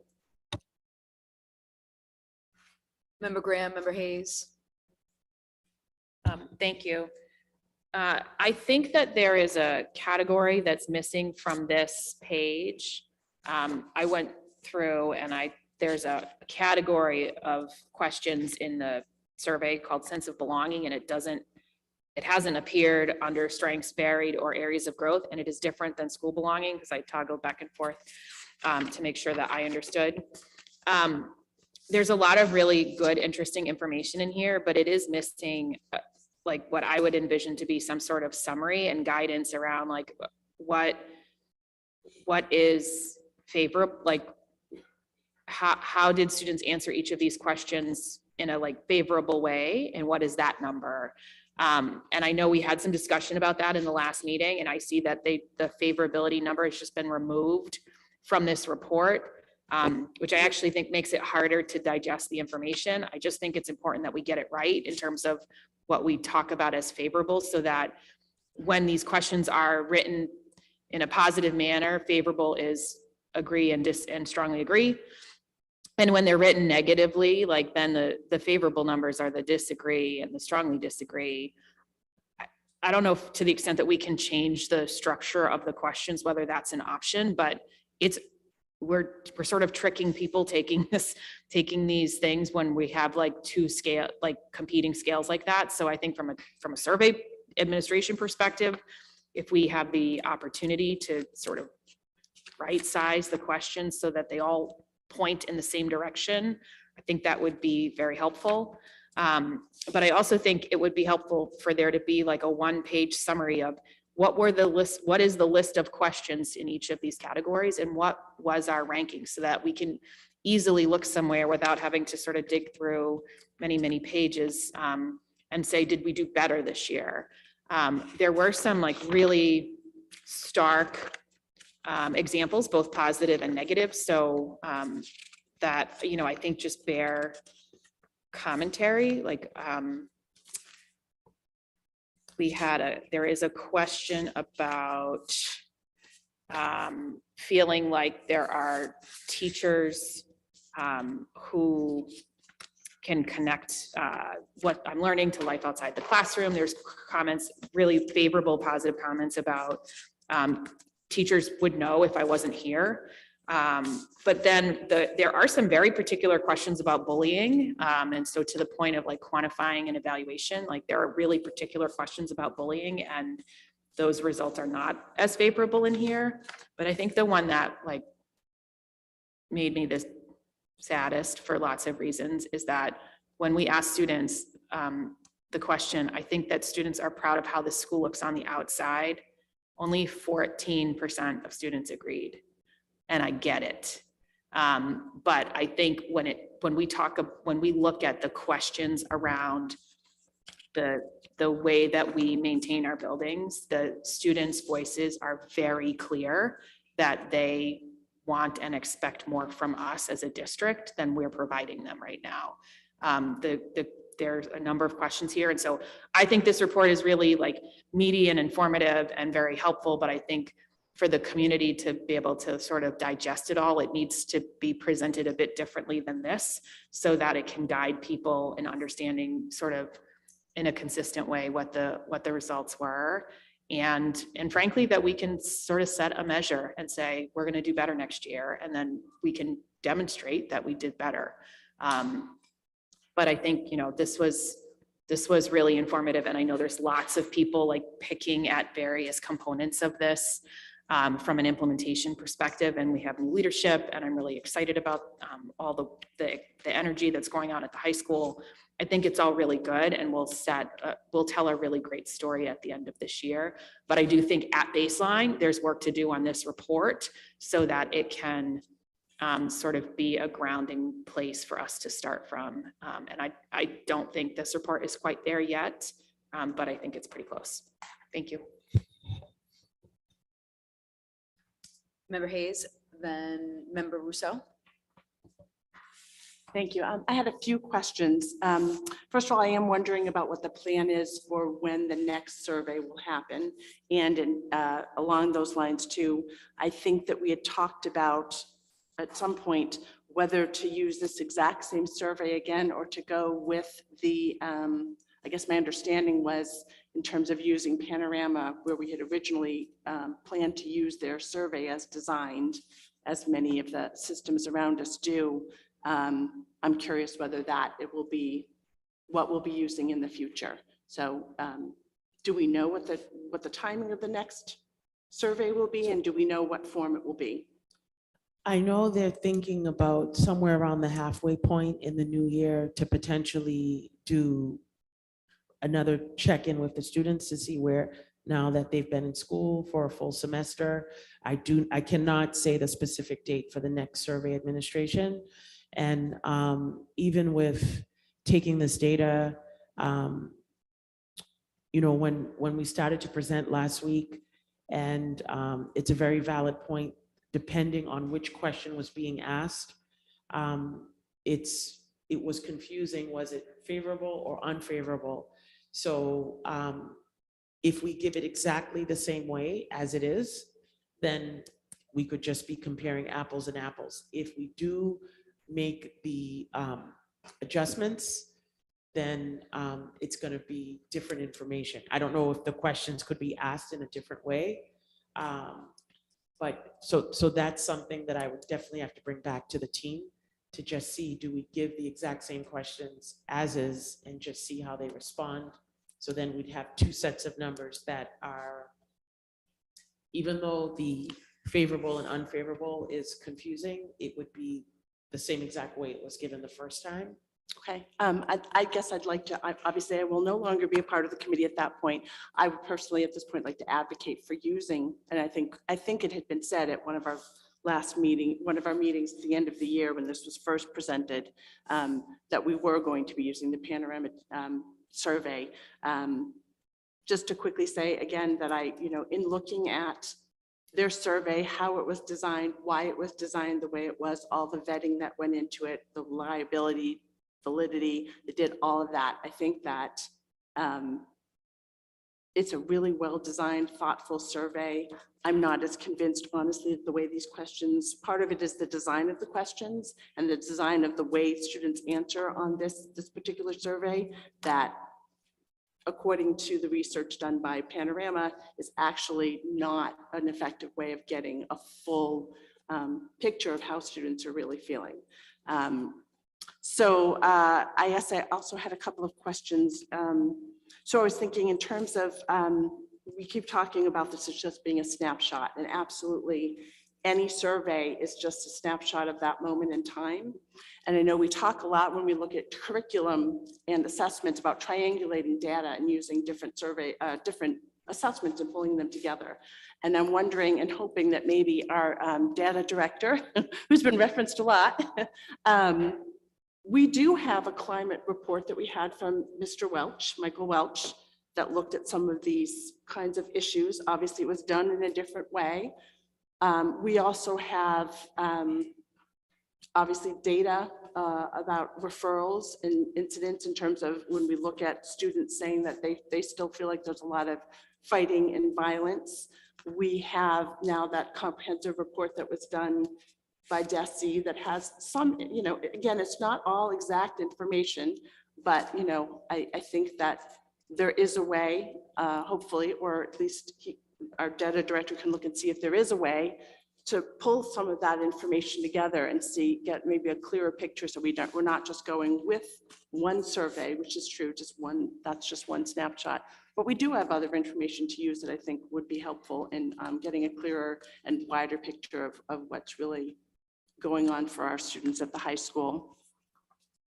One thing that I noticed in terms of, and this is myself creating my own category, but there were a lot of questions in the various areas that really look at students' self-regulation and emotional regulation. Some of these questions about, conflict, fighting, it's a lot of that gets at that self-regulation, and that's clearly an issue that's been identified over and over again in research as being a problematic area post-pandemic, that students are really having issues across the board at all ages with those self-regulation skills. And so I would think it would be good to hear at some point, what are we doing to work on some of that? Because that's really important when you look at, questions about students at this school stop and think before doing anything when they get angry. And only 20% felt that that was true. Students try to work out their disagreements with other students by talking to them. Only 27% felt that was true.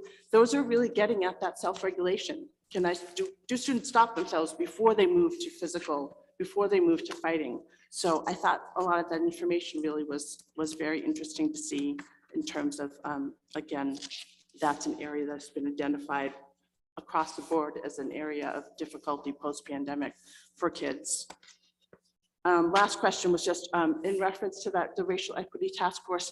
Can you tell us last year, how was that group working? How many times did they meet, and what kinds of issues were they focusing on? Attendance last year, once we were dealing with the situation at the high school, we kind of went into a different mode. We had fluctuating attendance. We were meeting by Zoom on Mondays.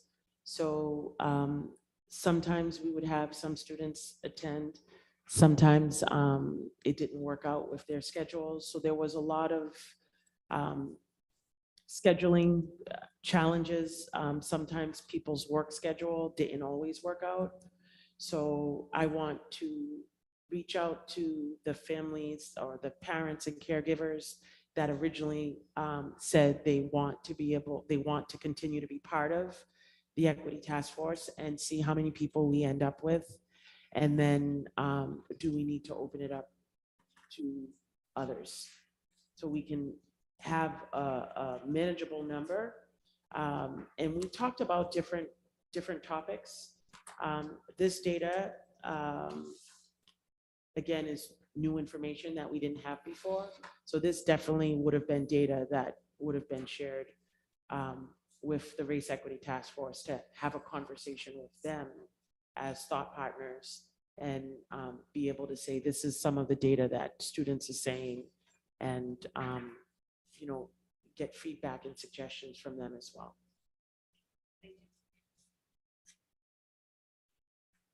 Thank you. Member Rousseau? Thank you. I just want to agree vehemently with Member Hayes on the survey.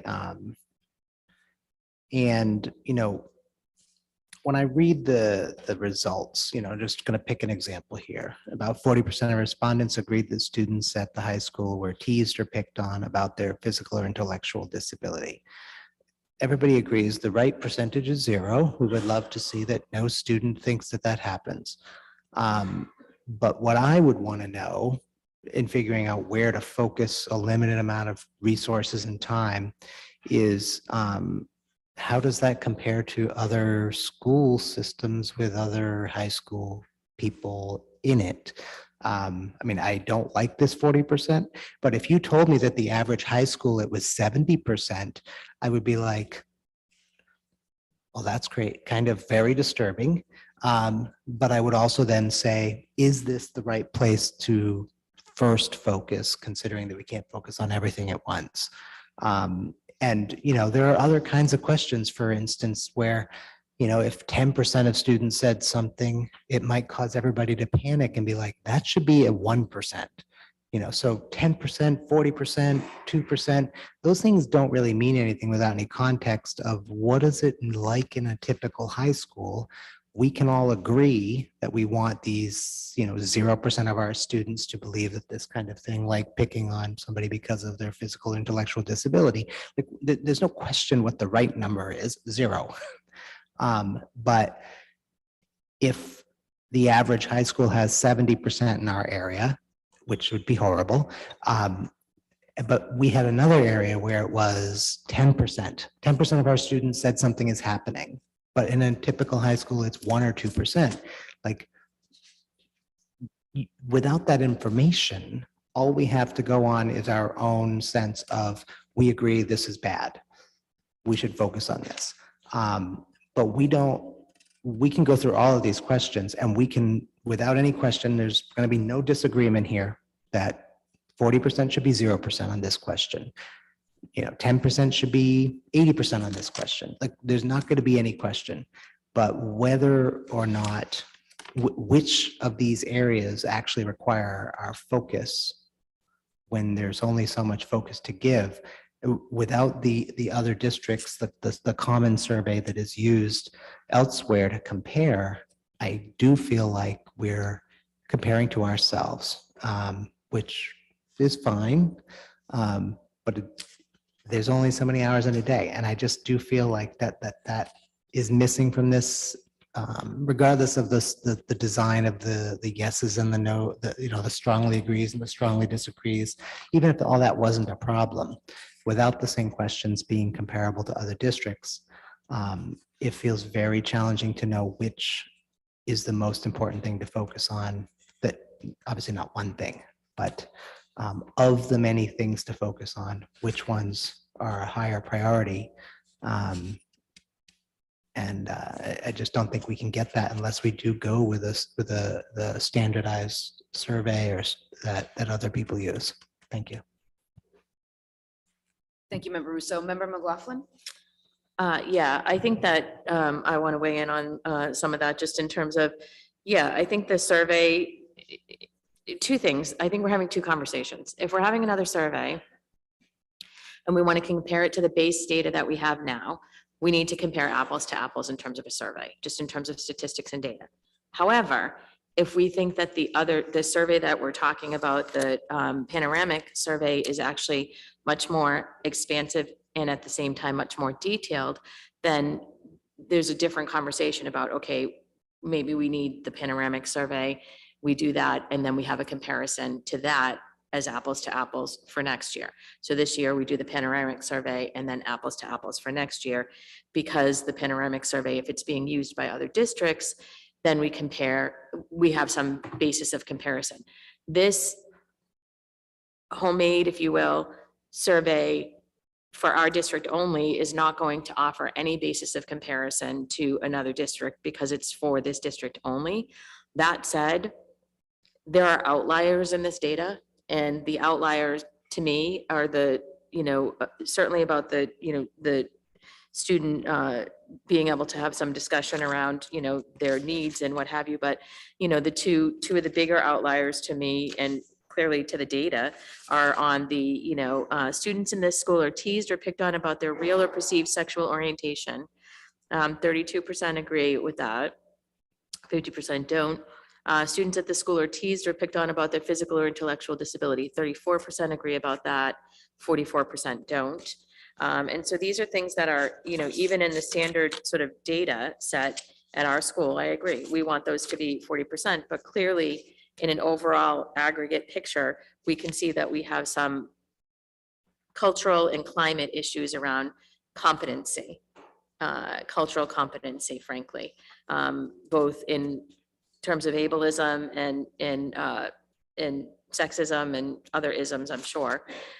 So I think that that clearly shows us that there's a focus, but I guess that said, the real question here is, what are we looking for? Are we looking to use base data here and have a comparison, mid-year, or are we looking to, let's have a standard that other districts are using in the state? And I think that's the difference between the question. And I don't know if that's an agenda item for next time, or if there needs to be a motion for that or what, but I think we're trying to answer two different questions in terms of data. And I think we have to be very clear about what it is we want.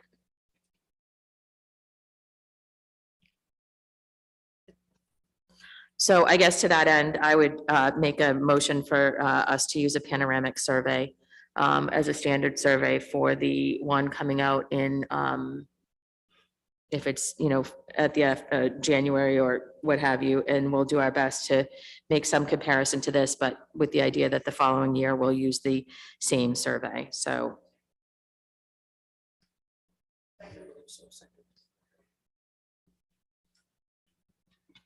Thank you. If you could take a roll call vote, please, Member Sure. Rousseau. Member Graham, Yes. Member Hayes, Yes. Yes.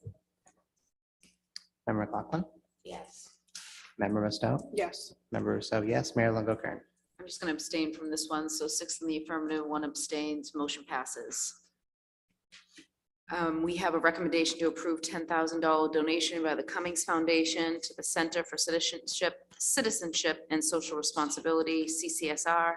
Dr. Maurice Edward Vincent. I'm just requesting approval from the committee for the 10,000.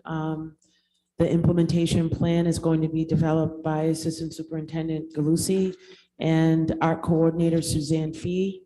And it is expected that the plan will be completed in the very near future.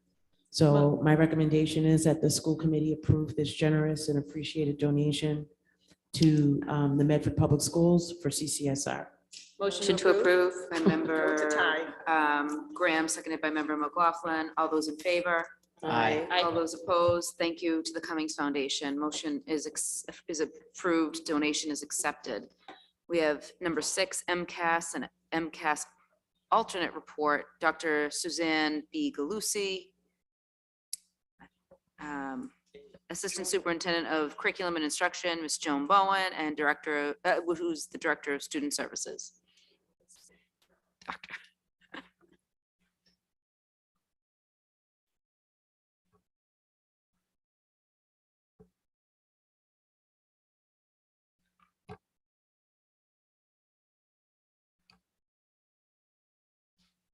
Ms. Galusi. Oh, there you go. Oh, there we go. Okay, good evening, Madam Mayor, members of the school committee, and Superintendent Edward Vincent. Tonight I'm joined by quite the team. I have Joan Bowen, Director of Student Services, Dr. Bernadette Riccadelli, Director of Professional Learning and Student Assessment, Paul DeLeva, Executive Director of Data and Reporting, Dr. Nicole Chiesa, Director of Humanities, Faiza Khan, Director of Mathematics, and Rocco Sieri, Director of Science. And we are going to present the 2023 Accountability and MCAS results.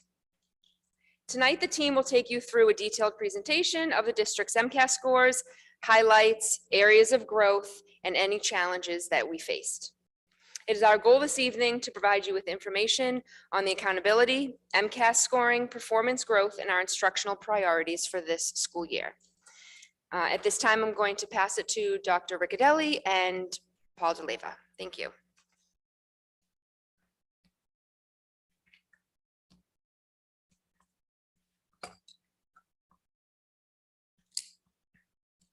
Good evening.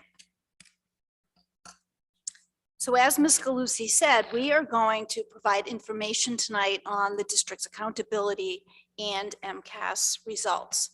So moving forward, we skip right over the agenda. All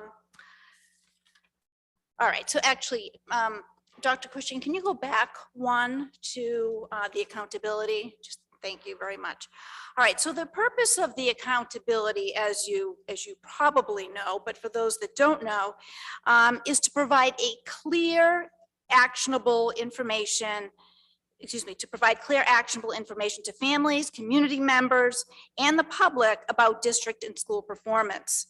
The framework for the accountability system allows DESE to identify districts and schools that require assistance and intervention. So the reports are pretty sophisticated, pretty complicated, loaded with statistics and numbers. But I think what DESE has done and what we're going to provide you tonight is in a snapshot, provide you with the overall rating in terms of percentile and progress towards improvement targets. Okay, so the next slide, please. All right, so key features of the Massachusetts accountability system, as you can see from the slide. So in this accountability system, DESE establishes targets for the district and individual schools in several categories, including looking at MCAS achievement. So in ELA, in math, in science, technology, and engineering. Not only does it look at the achievement, but it looks at the specific growth. It looks at high school completion rates. It looks at the progress towards the English language proficiency for English learners. It looks at chronic absenteeism, advanced coursework completion, and assessment participation. So again, all those different variables get funneled into a report. All right, so on to the next slide, please. All right, so what you're seeing here are the percentile ranks for each one of the schools in the district. So you can see at the top, we have the Brooks Elementary School. They're at a 71% accountability percentile. So the 71st percentile is a pretty good place to be. That means that the Brooks Elementary School is 71 in the 71st percentile, so 71% of schools in that category, in the elementary school category, with grades between K and 5, they are in that top 29%. So therefore, they're at a 71st percentile. As you go down the list, you can see the different schools. McGlynn Elementary at 35, Missatuck at 29, Roberts at 37, Andrews at 44, McGlynn Middle at 28. There is no rating for the Curtis Tufts because of the size. At the high school, 32, and the district overall is 42.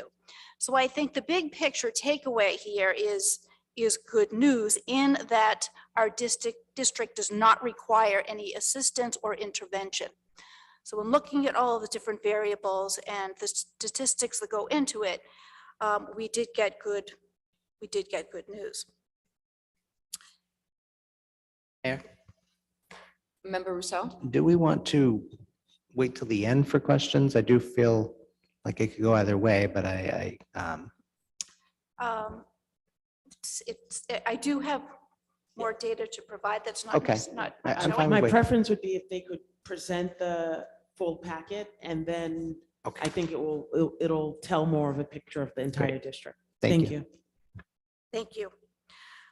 Right, so the other overall progress rating is the progress towards improvement targets. So not pictured in the slide. I want to let you know that there are seven different ratings. So the highest with regard to progress towards improvement targets for each one of the schools, it's not on this slide, Dr. Cushing, I apologize. The top one would be a school of recognition. The second one is meeting or exceeding targets. The third is substantial progress towards targets. I am happy to say that all 4 elementary schools in Medford achieved substantial progress toward targets. The next one is moderate progress towards meeting the target. Both of our middle schools achieved moderate progress toward the target. Below that is limited or no progress, and Medford High School, Medford Vocational Technical High School did get that rating, limited or no progress. The 2 lower ratings, focused in target support and broad comprehensive support, are not were not designated for not designated for Medford. Overall, the district has made moderate progress. So just in summation, we have made moderate progress as a district, and we do not require assistance or intervention at this time based on the 2023 MCAS scores. On to the next slide, taking a big picture view of what DESE has put out and their takeaways when they released the scores. They state that the 2023 results show evidence of continued academic recovery from the pandemic. The 2023 ELA and math data indicate that the achievement slide from 2019 has halted and recovery is underway. So that is good news. Science results statewide remain relatively unchanged, although slight decreases in achievement. Grade 3 results signal a need to remain cautious about incoming testing in the early grades because of the pandemic. Districts still have significant ground to make up to reach pre-pandemic achievement levels in some areas. And lastly, state results mask varying district results. So there is a lot of variation in the results across the district. So again, those are the takeaways from DESE statewide. At this point, I am going to turn it over to Paul DeLeva. He's going to go over the growth in the achievement of the MCAS district achievement and growth results. Good evening, everyone. Thank you. Just to reiterate what Dr. Riccadelli said is when it comes to determining accountability percentages, there are different factors. Some of those factors are our achievement as well as our growth based on MCAS data that has occurred a certain year. If we can move to the next slide. So here you have a slide of the average SGP for ELA and math of 2023 side by side. The goal is obviously to get typical growth and obviously above that as well. And typical growth is stated between 40 and 59%. Obviously, again, we'd like to be above that. I'm pleased to report that most of our grade levels are at that range level. We do have a dip in growth in math by 39%, so just missing the typical growth percentile mark. The idea here is to just kind of compare the two that are there. You won't see science due to the fact that it only comes in 3 grades. So 5, 8, and 9th grade is when the science, and I'll obviously let Mrs. Siri talk more about that as well. On the next slide that is there, again, talking about growth between 2 years, we have a comparison of 2022 to 2023 data that is there. And again, you can see that there is some growth in some areas and some decline in some areas as well. And again, when we start talking more about the actual district data or the district data for each MCAS subject, you'll see what the achievement goes regarding the growth. So again, reminding everyone, we're looking at last year's 5th grade to this, to let's say 2022's 5th grade to 2023 5th grade. And from there, that's where you get your growth percentile, you get your delta that, you know, based on the achievement from that grade from before. We do cohort data as well. And I think you have those in your reports. So I don't want to speak out of turn. It's not on the slide deck, but we do also look at certain cohorts. So if you look at from 2021 to 2022 to 2023, by grade level, you could technically follow what they were in a certain grade and moving on to the next grade. You just have to decipher it out, but it is there. And now I'd like to turn it over to achievement for Dr. Chiesa. She'll go over the ELA achievement results.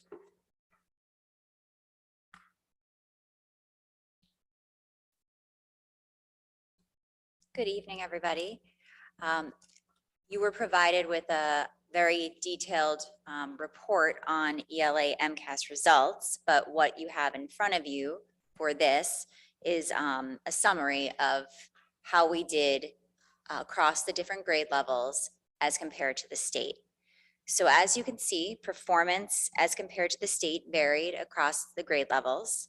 We had 3rd and 4th and 8th grade outperforming the state, and we had 5th, 6th, 7th falling below. In all cases, as was just explained, typical growth was achieved at all grade levels, but there is obviously a lot more drill down analysis, some of which you do have in that documented report. The next slide is taking the information that you just saw and including some historical data with 2022.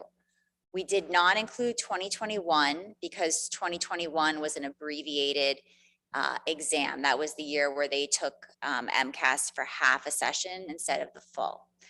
So this historical data would be the most accurate for comparison's sake, and you can see how the grades are doing as they move year to year.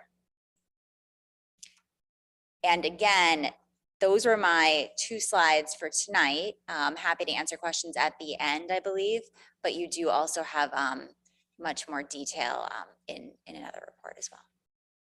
Thank you. I will now pass it over to Ms. Khan.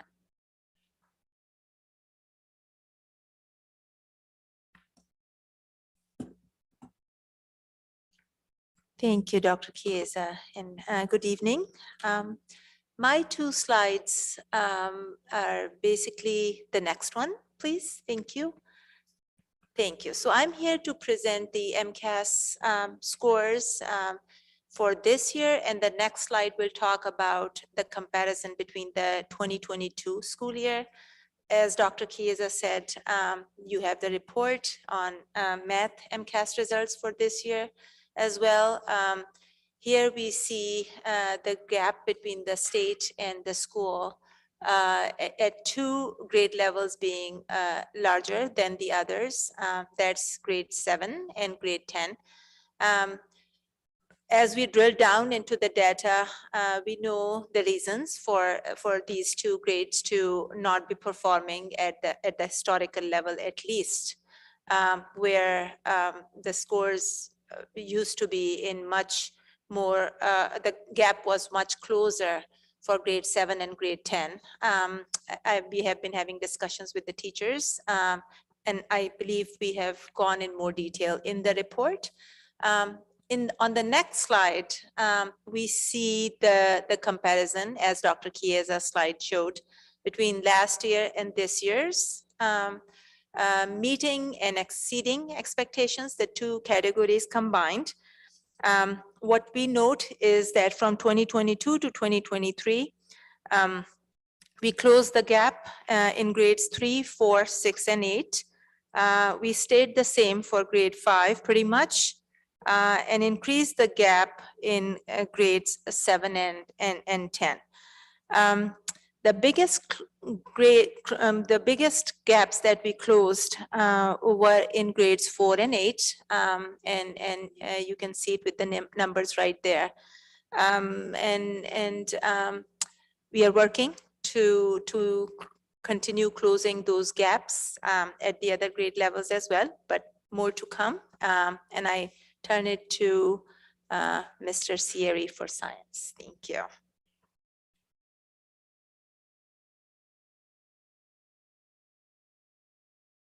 Good evening, everyone. We can change to the next slide, Dr. Cush. Here we are. As was stated previously, the science MCAS is only given in 3 grade levels, grade 5, 8, and grade 9 for high school. Currently, the students compared to the state are only a couple of percentage points off at grade 5. They're actually at the meets and exceeds expectations level.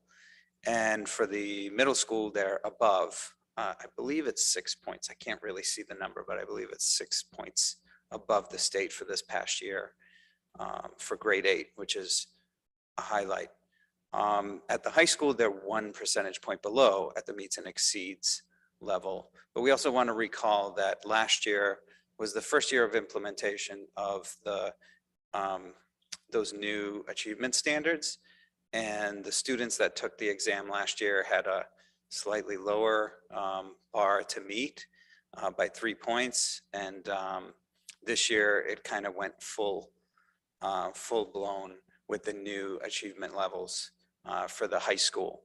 It doesn't seem to have had any different effect on the students, but you'll notice on the next slide, just to show the comparison between 2022 and 2023, that it almost shows that the grade 9 remained flat both at the state and in Medford for the meets and the exceeds. Something in the report that is not on the slide is that there is an overall decrease at grade 9 of students at the lowest level, and an increase in the partially meeting expectations, which is actually good news, because less kids would need to take additional testing to pass their competency determination. So while the data is not wonderful, it isn't. It is in line with the state, and also some growth at grade 8, which is really, really good news for this year. So we'll take the win there. And at this point, we're gonna go to the graduation requirements for the class of 2025, and Mr. DeLeva is gonna present that. I bet you guys are wondering why I was picked to do this slide. Just kidding. So based on MCAS results, MCAS results are still a requirement for graduation. So students getting a diploma need to pass a competency determination in order to receive that diploma. If they do not, they get a certificate of attendance. I mean, I'm proud to say that a lot of our students have made this competency determination through the years of what I remember as being principal at the high school. But there are levels of making competency determination dependent on meeting and exceeding expectations, but also partially meeting expectations. So if you look at ELA, if you option 1, right, if you earn a score of 472 or higher, you do not have to have an EPP present. The range goes from 560 as being the max score to 500 of meeting, right? And then when you go down by 470, you're not meeting expectations. So within the partially meeting expectations, you run into 2 categories. Students that made their competency determination and don't need an EPP, and the ones that do still need an EPP as they're going through. So we come up with educational proficiency plans for those students in the certain subjects that they need, the ones that are on the lower end of partially meeting expectations. Those that did not meet expectations have to do our retests, and those retests then occur, actually one's occurring in November. We have them in February for science, March again as a retest, and then the actual MCAS for the current 10th graders again. All those students have the ability to obviously retest during all those windows that are there, including the 10th grade grand year of doing MCAS, because obviously we want to give our students as many opportunities as possible. So if you look at the partially meeting parts, you have ELA at 472, right? And if you're between 455 and 471, you have to have that EEP. For math, it would be between 469 and 485. If you're 486 and above, you don't need the EPP. You've made your competency determination as well. And then as for the science, it's at 470. And just to remind everybody that during the time for science, we've transitioned over to biology for all 9th graders. So all our 9th graders currently take biology their freshman year. As they're taking their MCAS in 9th grade, they're taking the MCAS bio.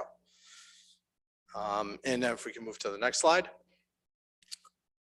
This is just an analysis based on what we use is a district analysis and review tool. It is from DESE. And what DESE does is it takes Medford's data and compares it to other districts that are there. So what's listed there is what came out.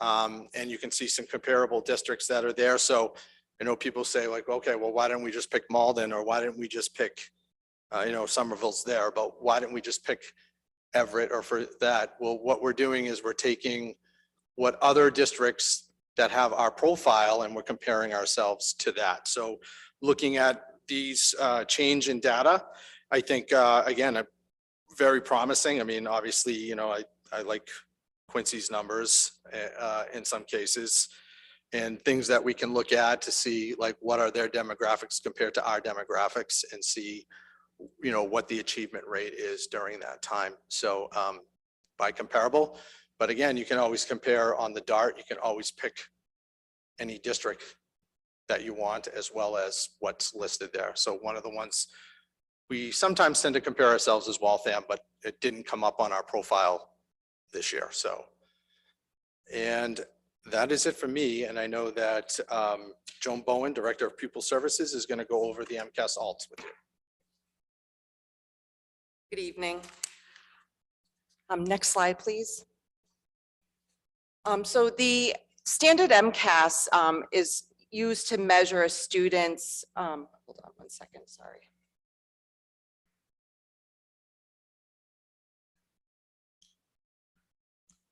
Is designed to measure a student's knowledge of key concepts and skills outlined in the mass curriculum frameworks. But we have students with significant disabilities that cannot participate in the standardized test. So what we do is they are eligible to take the MCAS alternate assessment. So this is determined at a team meeting. The team talks about whether or not the student can participate in the standard MCAS assessment.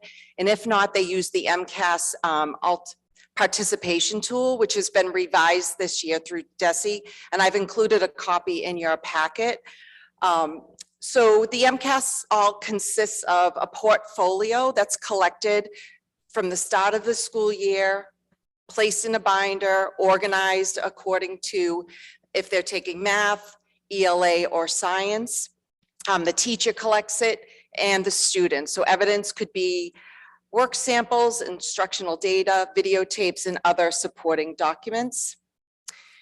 Next slide, please. The ALT assessment is scored based on the following rubric, and they look at if a student is progressing, emerging, awareness, or if the portfolio is incomplete. Next slide, please. Within the district, we had a total of 19 students that participated in the MCAS ALT assessment.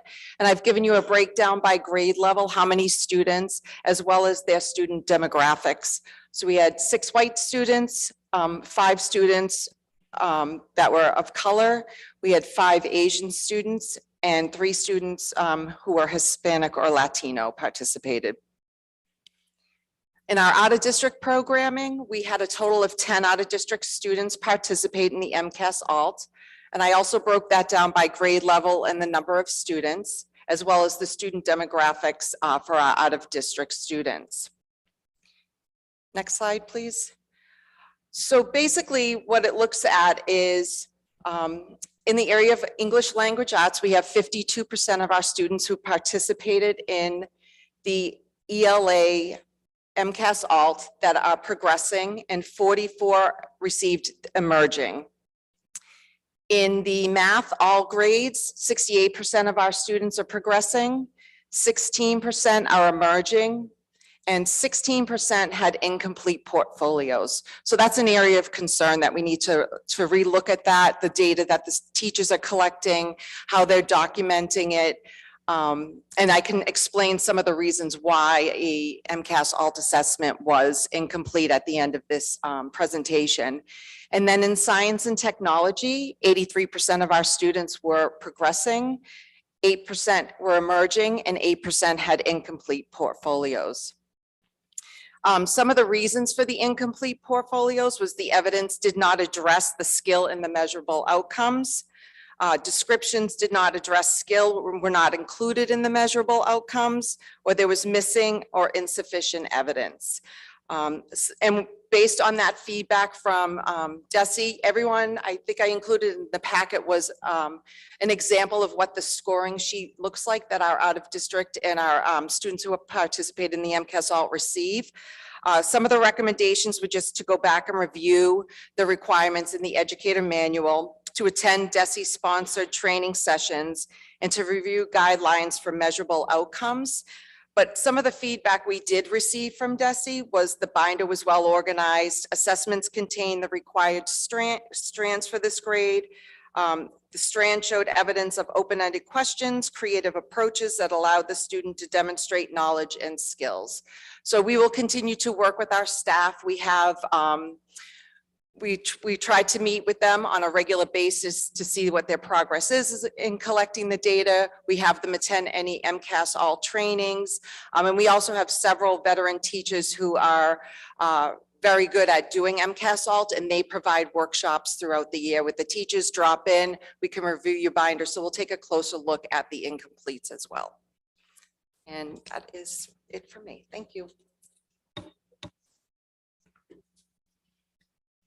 Okay, so I know we'll end if anyone has any questions, but I just want to review last month when we came and we discussed the instructional priorities for the district this school year. Part of that came from the work that we had from the comprehensive review through the Department of Education last year. And our instructional priorities are the pathway for us to improve as a district. And so those instructional priorities, if you could just go to the next slide, please, Dr. Cushing, were discussed with this body last month, but they're very applicable to our path forward to continue increasing our MCAS results.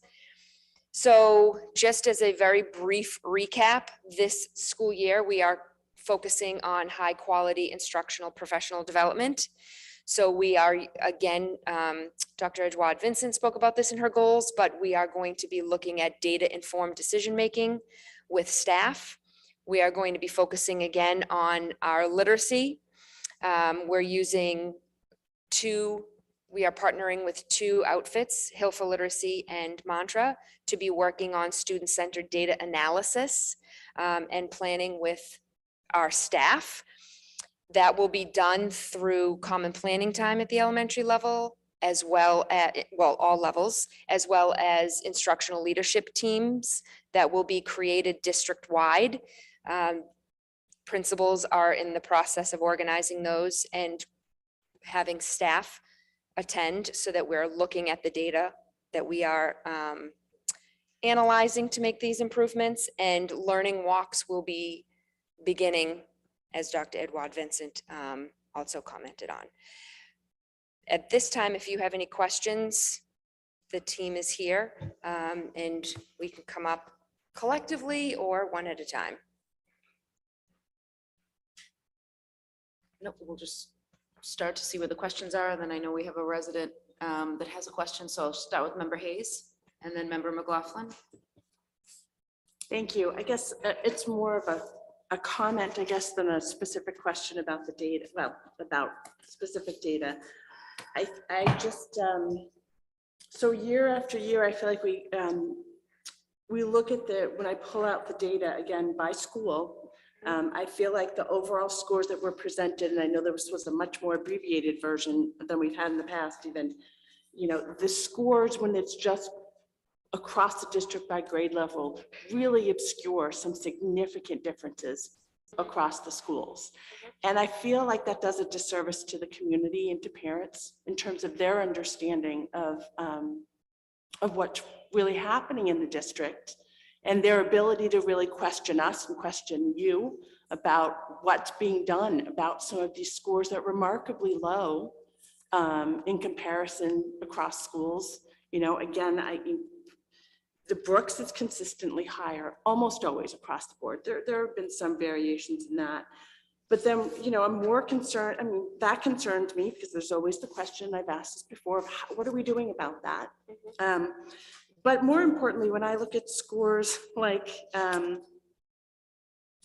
you know, 25% of the fourth graders in McGlynn we're meeting or exceeding mathematics. 25% is alarmingly low. 30% of Missatook fourth graders were meeting or exceeding ELA. And that was a decrease from 49% in 2022, a decrease. So we're talking, we present data and say, look, the state says we're meeting expectations. Okay, but we really deserve, both the school committee and the community deserves a deeper dive and explanation of these differences in scores. Because I think some of them are, I think some of them are truly, as I said, alarming, especially when you look at, we're saying that the state is saying we're making growth. And I know that as you've presented, there's a lot of data that goes into that. And that's important to understand. And that student growth potential, I think, is a huge and really complicated statistic to pull into it. But I do think that some kind of a deeper dive and a narrative in some of these explaining the differences between the schools is necessary, and it's not in here. So again, that's more a comment, I guess, than a question, because I see some real issues in our numbers here, and the presentation as it was doesn't reflect that. So there's a lot to unpack there. I think a couple things. So one, it's difficult to look at scores that are less than 50% and feel encouraged by them. So I hear that and understand completely. I think this is when you do have to look at the entire state is at that same spot. So COVID did a dramatic halting disservice to our students that is going to take a very long time to get back to where we were originally. That's not just Medford Public Schools, but that is not minimizing that we have work to do, because we have work to do. So part of what you're talking about, and I apologize if I wasn't as clear, but part of that dive is what needs to be happening at the grade level in common planning time, in instructional leadership time, with principals, with department heads, and with staff. And that deep dive is looking at the MCAS results by standard, by area, to see where our students had the most difficulties, where in our curriculum are those standards present. Do we need to move things around? Do we have to focus a little bit more on the specific standards that are causing some of our students, depending on the grade level, with more increased challenges than what we're seeing across the state? I know, does that, yeah, please. I was So trying to remember the rest of the question. So before we gave you this report, there was a lot of analysis that we did. And some things that keep coming up are different factors of different years. So in my head, I was trying to do 3 years. But then when we started looking at 2021, we'd realized that it wasn't like the full MCAS test that was given, because we were just coming back from the pandemic. So everyone sort of had a half a test at that point in time. And participation rates were lower. Yes, we're lower. And the reason why you don't see, I'm glad you brought that up. The reason why you don't see the participation rates is right now our participation rates are really high. Yes. So they're at like 99%, 98%. And we're like, okay, what story is that going to tell? Yes, we had everybody that needed to take the test, take the test. But I think in what, I'm going to call her Dr. Galuzzi because she's almost there. But what she was saying is, and again, part of my role is what I've been doing is I've actually been going from school to school at their CBTs, and we've been looking at their map. We've been comparing their MCAS scores. We've been getting into the item analysis pieces. So I guess what I'm trying to say is this is the behind the scenes thing that this report's not coming out as, but these are the things that we're trying to do. I mean, and the hard part too is we're figuring out K through 2 doesn't even have an MCAS. So what are we using to make sure that they're prepared in order to take their MCAS when they're moving up to 3rd grade? But I don't disagree with what you're saying regarding school to school stuff. I think there's there, again, everyone can attest, we had a ton of slides we had to sort of manage and cut down in a little bit. And of course, we're trying to portray the story that we see compared to the state, because the state is seeing similar things that's going on in Medford. Not completely, I wanted to say it's completely equal on every side, but the reality is there is some pieces there that are very similar. And so when we're looking at those percentages, we want to see, like, is the state of Massachusetts, I mean, I feel when looking at that, and I'll bring it up, in the growth of math at the high school, of course, that's something I'm going to look at, right? You know, to see that dip was kind of hard. It's a hard thing to see, because you feel like, you know, everybody's prepared and we've done this before and we've been there, and it just was lower than it was expected to be. So there are pieces obviously in the report that aren't telling the greatest story in the world, but I think we're trying to use what we said with the other report, baselines from COVID, to get to where we need to get. I guess I hope as a, you know, now again, Yes, as our new yep. data director, Yep. looking at ways to,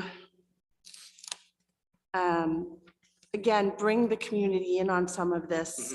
Certainly parent support at home, if parents don't fully grasp kind of what the big picture is. I mean, you know, I think it's important for our parents to understand some of this data more, so that they can be more involved and understand, and not just, you know. Yeah, just being told it's good. Yeah, that's kind of what it feels like. And there's often this, well, we're 1% better than the state average. Yeah.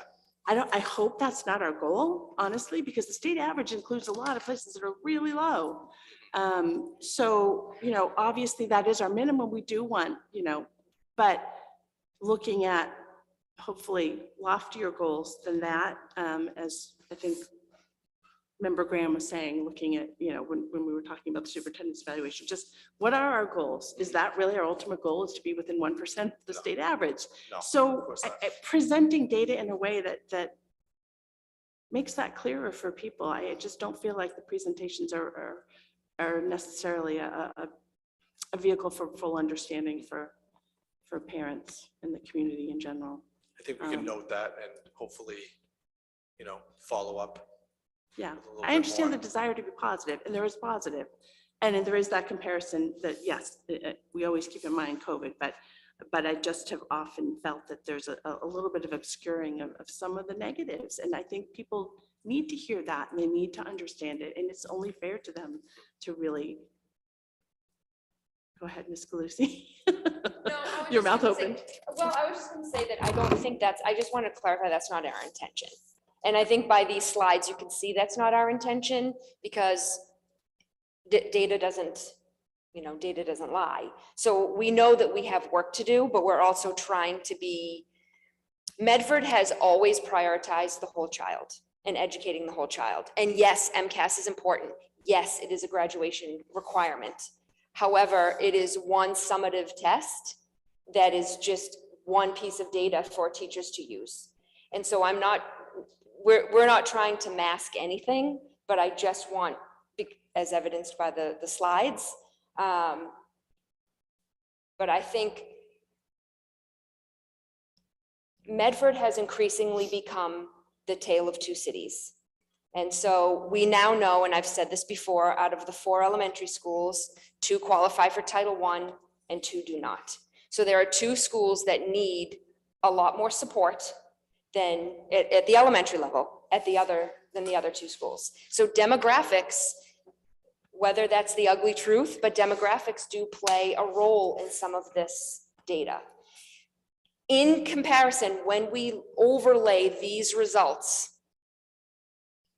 they do line up a little bit with the DESE comprehensive report that we had last year.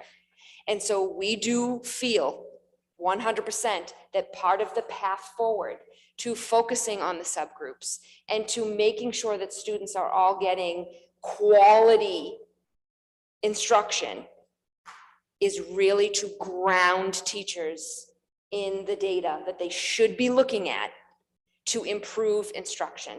That's tier 1 instruction, that's tier 2 instruction.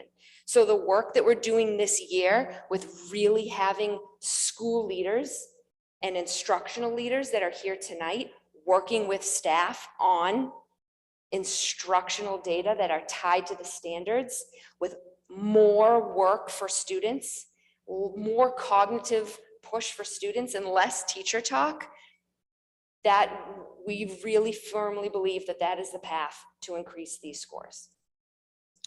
And we did hear from the comprehensive review that one of the concerns of Yes. teachers was they were not feeling that they had, or not, I don't know, wasn't all of them necessarily, but a lot of them were not feeling that they had the time or the emphasis or ability to use the data the way that. And that's why the shift with the elementary schedule, the half-day PDs that are happening now district-wide, there's one this Wednesday, the professional development day on November 7th, and the common planning time and the instructional leadership teams that happen during the school day, all of that time is devoted to this work. Thank you. Sorry. If I may, through the chair, I just want to really stress that the new elementary schedule allows for common planning time on a weekly basis, and that never existed before in Medford. And that's a critical lever, a critical tool that if you're able to meet weekly with your grade level peers and look at data, look at student work, bring different writing samples, compare, use rubrics, conduct the learning walks, all of that is the critically important instructional work that moves the needle forward. And if those things aren't happening, if ILTs are not able to meet because the schedule doesn't allow for it, you're not going to be able to go back and do all of that important reteaching. So I was so happy that we were able to make the elementary schedule work and to use larger blocks of time to provide quality professional development. So again, even though we are on par with the state, I agree with you. We should not be satisfied at that point, and that we want to perform so much better, and we can. But now we have new systems and structures in place where it's going to create the best learning opportunities for our educators to learn from one another and to receive quality planning meetings, quality grade level team meetings, and using data to inform instruction. It didn't work under the old schedule, and now it is able to work. So we'll be able to do so much more as a district. Thank you. Thank you, Dr. Edwin Vincent. Member McLaughlin. Thank you. Thank you for the report and for your time tonight. I had some questions specific to the, I think we've been talking about the equity issue for some time. And I do agree with my colleague around having some of the narrative of the data, some sort of qualitative narrative of the quantitative data would be really helpful for the community as well. In understanding the disparity, there's obviously a stark disparity in some of the numbers, especially based at the elementary level. And so I think people would want to know why. And then also I think it sort of can help dispel some of the, notions that some schools are better than others or what have you, which, is not the case. And so really being able to help folks understand that I think would be really helpful. And it would also be helpful for us as we're thinking about what the budgeting priorities are across the district and what things look like in terms of if we're really talking about equity as a priority. As we've said many times before, equity is not that everybody gets the same, it's that everybody gets what they need. And so, with that in mind, really thinking about that. Regarding the instructional priorities, I'm wondering if there's any, I know there's high quality instructional development and, data informed decision making you're talking about. Is there any PD being offered around differentiation of materials or universal design for learning? So I guess what I would say is that is and should be embedded in all of the PD that we do. But what I will say is for our secondary staff, We have contracted with Mantra Education Partners. So we've been working with our consultant, and the goal is to look at data, and in this case, qualitative data. So we're looking at student work. That is an initiative that we are undertaking this year, and it'll extend into next year.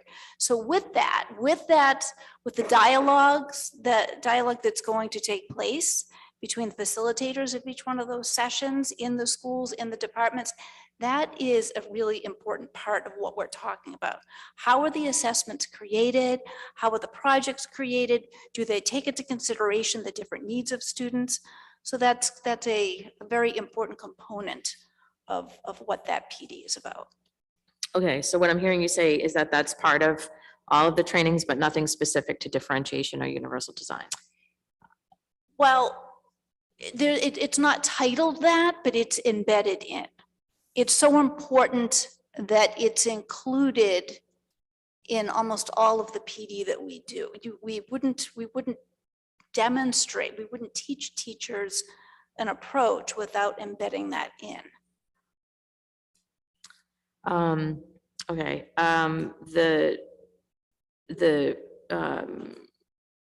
weekly meetings at the grade level, that's the new schedule, sort of, especially at the elementary. Are those meetings with all staff, teachers, all teaching staff, so general education and special education together, or are they segregated? And EL? It's a little bit of both, depending on the time, because there are time constraints in terms of the schedule at the elementary level, because the buildings are a responsive classroom. The first block of the day is when all staff are available to have those meetings. So it's an and in both.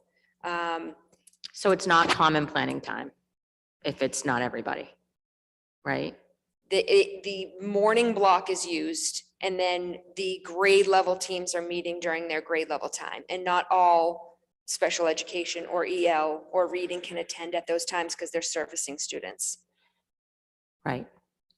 So it sounds like we have work to do there as well in terms of it. If we're really talking equity and we're really talking common planning time and we're really talking everybody together, then it sounds to me like we need to think about what a schedule looks like so that people are working together and being able to, we have expertise in the district around differentiation and universal design and all of the things that could be incorporated.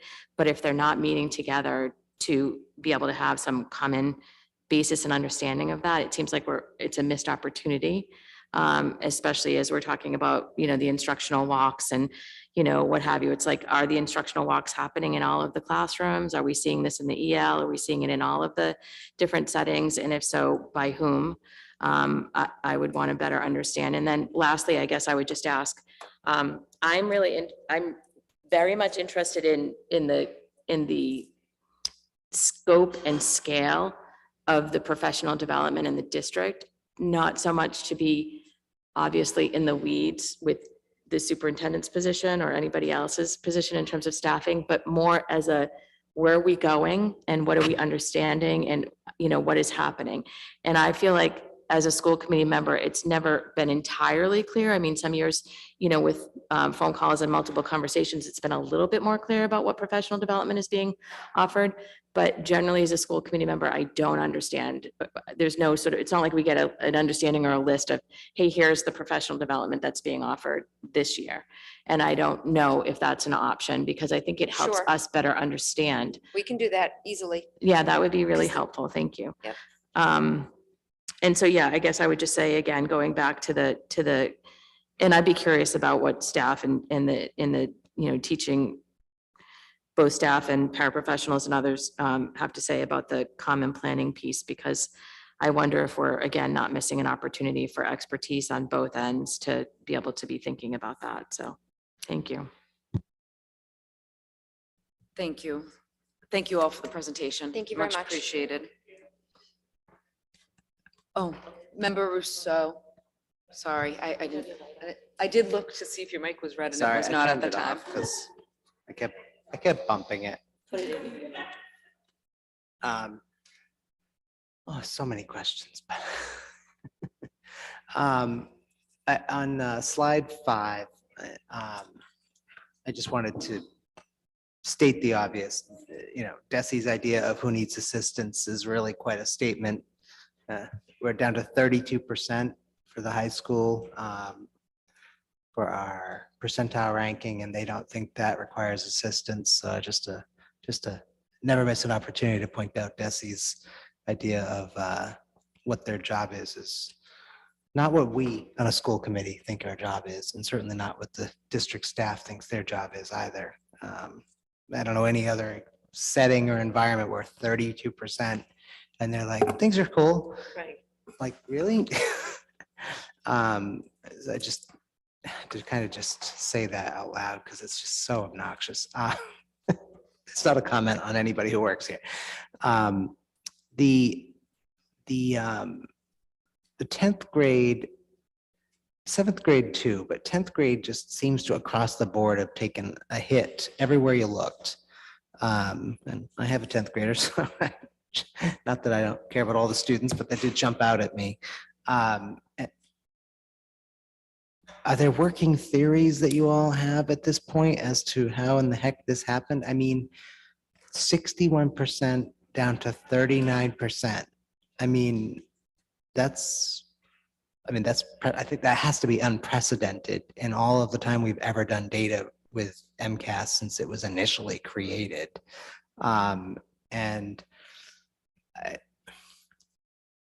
I know that you have a lot of work ahead to figure this stuff out. There but- was something that, if we're going back to your theory of the state, which I agree with, our actual improvement on chronic absenteeism went up. Like we got above the targets that were given. So we were trying to see, like, was the absentee rate part of something that was there? I still, again, in looking what I'm looking at individually when I take school brains, and I look at the absenteeism and kind of compare it by student.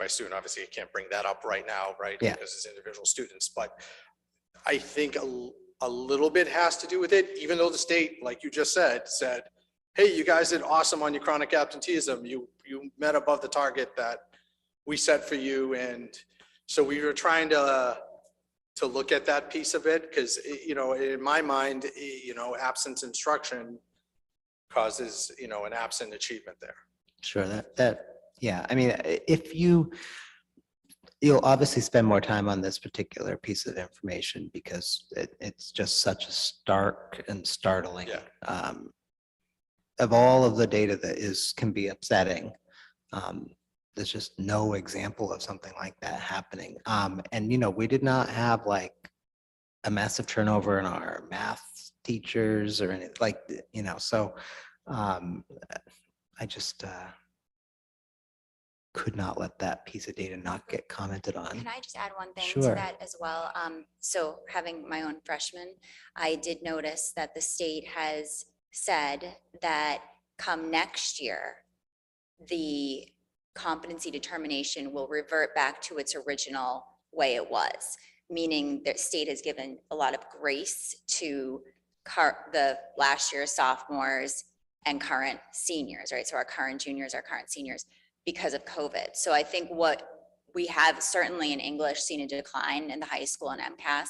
And I think what will be interesting is the state saying next year that competency determination will revert back to what it used to be. I think there's a message there about the impact of COVID, which cannot obviously be ignored. And I think it was interesting to me to read that they're changing that back they have high hopes for the 9th graders. So. Yeah, I did. I watched the board Yeah. meeting where that Yeah. decision was made. And of course, I hadn't seen any of this Very data telling, yet. yes. Yeah, and I mean, if they stick to their guns, then we're going to have a graduation rate that across the state, frankly, that will, be front page news and be We'll see where parents. they- Parents will bring their pitchforks if Yeah. huge percentage of right now, 66% of our students are going to get a diploma because getting all the other competencies fine, but if you can't get the math one, then it's the same as getting none. And the idea that a third of our students would not get a diploma, I mean, I can't imagine the firestorm that would ensue. Is it too soon to know? Well, because we're talking about 10th graders and people generally are not dropping out of school in 10th grade. So it's too soon to kind of know how that will go. I did have a question about the graduation rate. Since I probably could find this out on the internet, but if a student gets a certificate of attendance, but not a diploma, do they count as a graduate in our graduation rates? That's a good question. I don't think they do. I mean, I wish that It's wasn't been a thing, but I would just wanted to make sure it wasn't And going I'm to get. just going by my experience. Yes. It's just a rarity of someone getting a certificate. Like, we push hard to make sure that everyone's making competency determination, whether it Sure. was the EPP, like we just stated, whether it was the retest. And even during that time, Member Rousseau, we were also finding classes, like, I know, like within their electives, which stinks in a sense because you're losing an elective, but we have to give you some remedial time to work on things so that you can make that test when Sure. when you retest it. When I looked at the graduation rate about a couple weeks ago, and it's in the accountability part, I think we were like 90 something percent. I don't have it exactly in front of me, but I know. Yeah, I'm Commissioner, maybe I'm you not do. particularly worried about it right now because our current seniors and juniors Right. do not have the same And they'll have that requirements. opportunity to try. And then also Right. remember, and again, not to go through it, but there were times too that we also had students in the competency determination window where during COVID, if they had a certain course that made the competency determination, the state accepted that. Okay. But that is slowly faded away. Right. And a lot of the time too, we talked about science was not even a requirement during a few years after the pandemic, which understandably so, but now it's being brought back. So I think the state is trying to shift back to as normal as possible. So I guess that's why I was saying like 2022, 23 data is starting to seem more of a baseline because we're getting back. Well, the state is wanting more than what we had previously in a few years ago. All right. I don't want us to be here all night, but I mean, if, come spring, we have reason to panic as a body, like we should be like taking PTO from our day jobs to go hunt down legislators if we need to, kind of like, it'd be good to hear that before, when you get the sense that like, look, we have a sense of why absenteeism, of course, is a pretty good place to look. Yeah. But it's, the regulation stuff that Member Hayes brought up. There's lots of things that it could be, but I just do not want to be sitting on this body and having, hundreds of kids not get diplomas. It will be a very unfun experience for them, obviously, but it will not be anything anybody, educators or Yeah, I don't think committee anybody members wants want to experience. So thank you. I wanna address the 39% and the 61%. I remember that you had mentioned that there was not a huge turnover. There were actually 2 teachers who were teaching geometry, the MCAS subject, that year that left very late, and we had to hire. So 1 person left in June, and the schedules were set by then as to who will be teaching what. And the other teacher, a very seasoned teacher, went on a maternity leave and never came back. So those 2 teachers were teaching geometry out of the 5.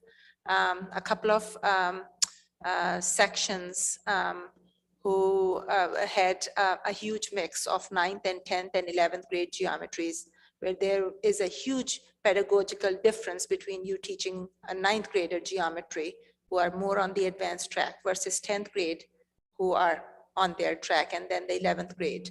So many scheduling shifts took place, and we had a few sections of those.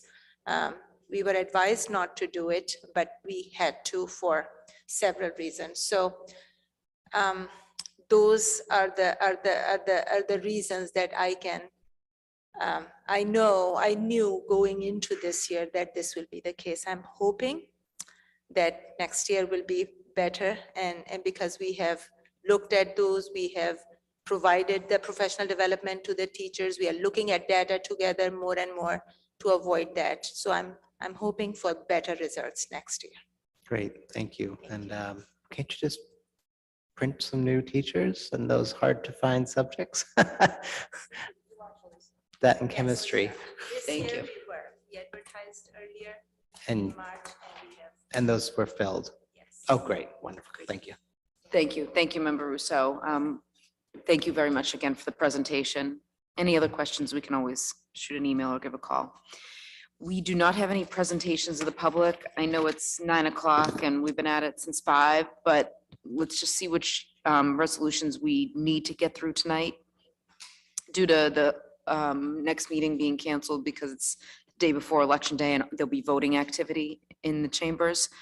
So we have continued business offered by Member Graham and Member Rousseau, 2023-21, be it resolved that the Strategic Planning Committee, Subcommittee meet to develop a transportation survey to understand the needs of the Medford Public School community. Be it further resolved that the subcommittee will issue the survey and compile the results and a recommendation to the Medford School Committee by June 1st, 2024. Is there a motion for approval? Motion to take this off the table. A motion to take this off the table by Member Graham, seconded by Member McLaughlin. All those in favor? Aye. All those opposed? Motion is taken off the table. Motion to approve. Motion to approve by Member Graham, seconded by Member McLaughlin. All those in favor? Aye. All those opposed? Motion passes. Also from continued business offered by Member Rousseau, the wellness policy will be sent to the Rules and Policy Subcommittee for revision, and that it be revised as necessary to update sections related to allergies. The current policy and recommended revised policy will be returned to the committee no later than our first meeting in December 2023. Motion to take this off the table by Member McLaughlin, seconded Second. by Member Graham. All those in favor? Aye. All those opposed? Motion is taken off the table. Member Rousseau? Yes, motion to approve. Second. Do you want to keep the date of December since we're close? Or Yeah, I would like to amend that to the first meeting in February of 2024. Okay, amended to the first meeting in February 2024. Motion for approval by Member Rousseau as amended and seconded by Member McLaughlin. All those in favor? Aye. Aye. All those opposed? Motion passes. We have new business offered by Member Rousseau. The Medford School Committee may send a delegate and alternate delegate to the Massachusetts Association of School Committees, MCAS,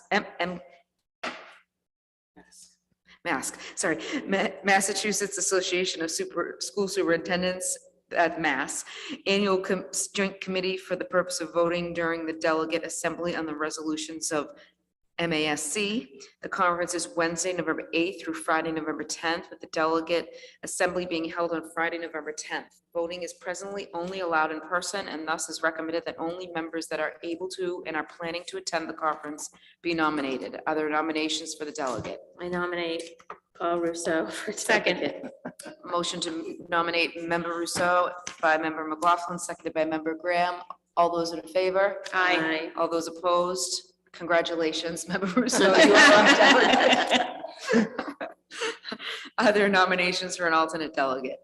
I'm happy to be an alternate. If folks need, I'll be there. Motion to nominate Member McLaughlin. Motion to nominate Member McLaughlin, seconded by Member Graham, seconded by Member Mastone. All those in favor? Aye. All those opposed? Congratulations, Member McLaughlin. You are the alternate. Wow, that was, yeah, that was great. Quick. Are you sure you three want to leave? We just got this, we got a groove there. Offered by Member Rousseau, the school committee must vote on each of the 8 resolutions from the report of the Resolutions Committee of the Massachusetts Association of School Committees. Members received the report as part of their MASC/Mass Joint Conference 2023 materials they received via U.S. Postal Service in September of this year. The votes we take will guide the delegate on how to vote during the assembly, which will be held on Wednesday, November 8th, 2023. The full language of the resolution can be found www.masc.org and will be included in the meeting materials on October 16th, 2023. Resolution one full. Motion to waive the rest of the Motion to reading. waive the rest of the reading, seconded by member Graham, seconded by member Second. McLaughlin. All those in favor? Aye. All those opposed? Is there a motion on the floor? Motion to approve. Motion to approve our support of all of these resolutions as outlined by Mask. Motion to support the resolutions as outlined by MASS and MASC by member Graham, seconded by Second. member Rousseau. All those in favor? Aye. All those opposed, motion passes. We have a resolution offered by member Hayes, member McLaughlin, and member Mastone, policy first reading. So please bear with me. But before you read, can I just Yes. ask a question? Member Graham. So I did want to say thank you to the folks who put this together because I think it's really important and I want to see us pass it. I had some comments that are just more about sort of sustainability of the policy itself and maybe some suggestions, but I was just curious if the idea was that this was going to go to subcommittee or how we want to navigate through this, because it is very long.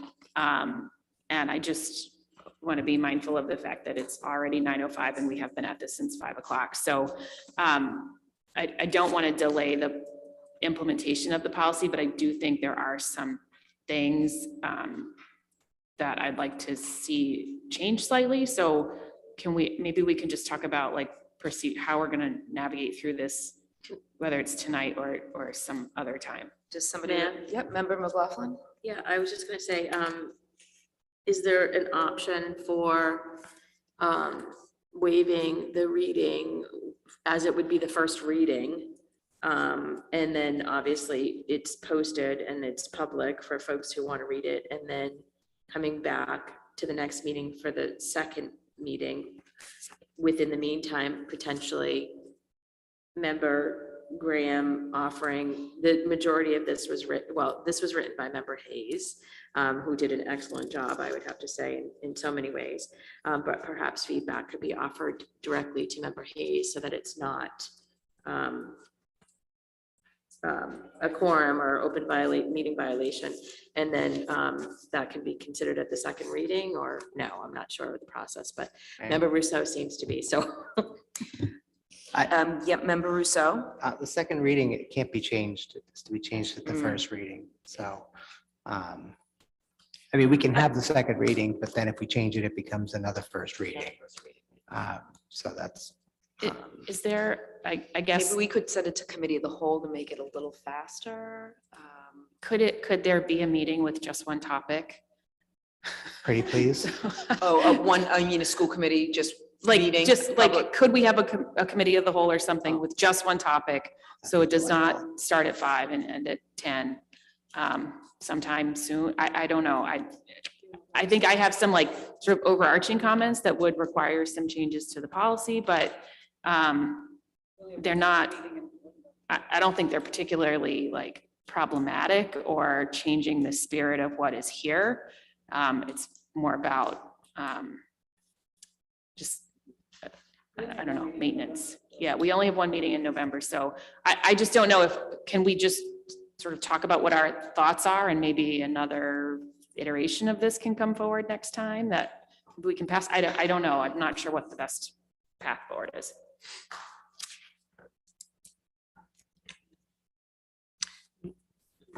Member Rousseau, then member McLaughlin. Yes, I mean, I don't have any concerns obviously with the intent at all, but there's some formatting issues. Like there's a sentence that says, take the following steps, and then immediately afterwards are definitions, which were clearly inserted in a place that wasn't the right place to insert them. So I don't have any problems with the definitions. It's just that as it reads, it would not make sense as a policy. So I think, a half an hour, 40-minute, 45-minute committee of the whole will be done. Okay, I see the superintendent looking at me like, have you met this committee? Have you met yourself? So I mean, but a one-item agenda, we've done that before, and it has been quick because well, I mean, we're not probably going to get together and be like, we don't think we should do this policy. That's, that makes it a long meeting. But I also think that there's probably nothing wrong or a violation for us to just send our comments off to Member Hayes, and then as long as we don't have a dialogue response, that, here's what we think, and then you make the changes and don't email us back so that we don't violate open meeting law is probably fine too, although none of us are lawyers, so I could go either way. If we do a doodle poll and try to get it done before November 7th or right after, would people be amenable to having an hour and a half committee of the whole meeting, even if it's by Zoom, just to focus on this policy alone? And then we can vote it out in the meeting in November and get it approved. I just have the school committee conference the morning after the election, which is the best timing for it. I have November 1st available. Member McLaughlin? Yeah, I was wondering if it would, I'd like to hear from Member Hayes if possible, since she put a ton of work into this. And again, I really appreciate all of the work in it. So I would just love to hear what your position, what Member Hayes' position. Yes, Member Hayes, thank you for drafting. Thank you. I mean, this body works as a team, and if there are questions about it and we're feeling that it would be too rushed to do it now, I think it feels like there's a number of members who feel that way. And so as much as obviously I'd hope to get this done tonight, it's unfortunate that it was the last thing on the agenda on a very busy night where there were really a meeting and a half squished together. Yeah. So it's fine with me if we want to look for a committee of the whole to order. Thank you. Motion to table till committee of the whole. Motion to table, and then I guess the second motion to. Yeah, we don't need to table it. Okay, motion to send it to the committee of the whole. Second. McLaughlin, seconded by, I missed that. Member Graham. All those in favor? Aye. All those opposed? Motion passes. We will get to the I would send out a also- doodle poll tomorrow. I would also say maybe in the doodle poll, we can figure out which committee members may have comments where they feel like they need to be available for the meeting. And if there are committee members who don't feel like they have comments and it doesn't work for their schedule, like we just know that so we can find a time that gets this prioritized. Great idea. Okay, thank you. We do not have any condolences. Our next meeting is November 6th is canceled due to the election and the chambers being used. So our next meeting is November 20th. November 20th, which is Monday, here in the chambers as well as on Zoom. Motion to adjourn by Member McLaughlin, seconded by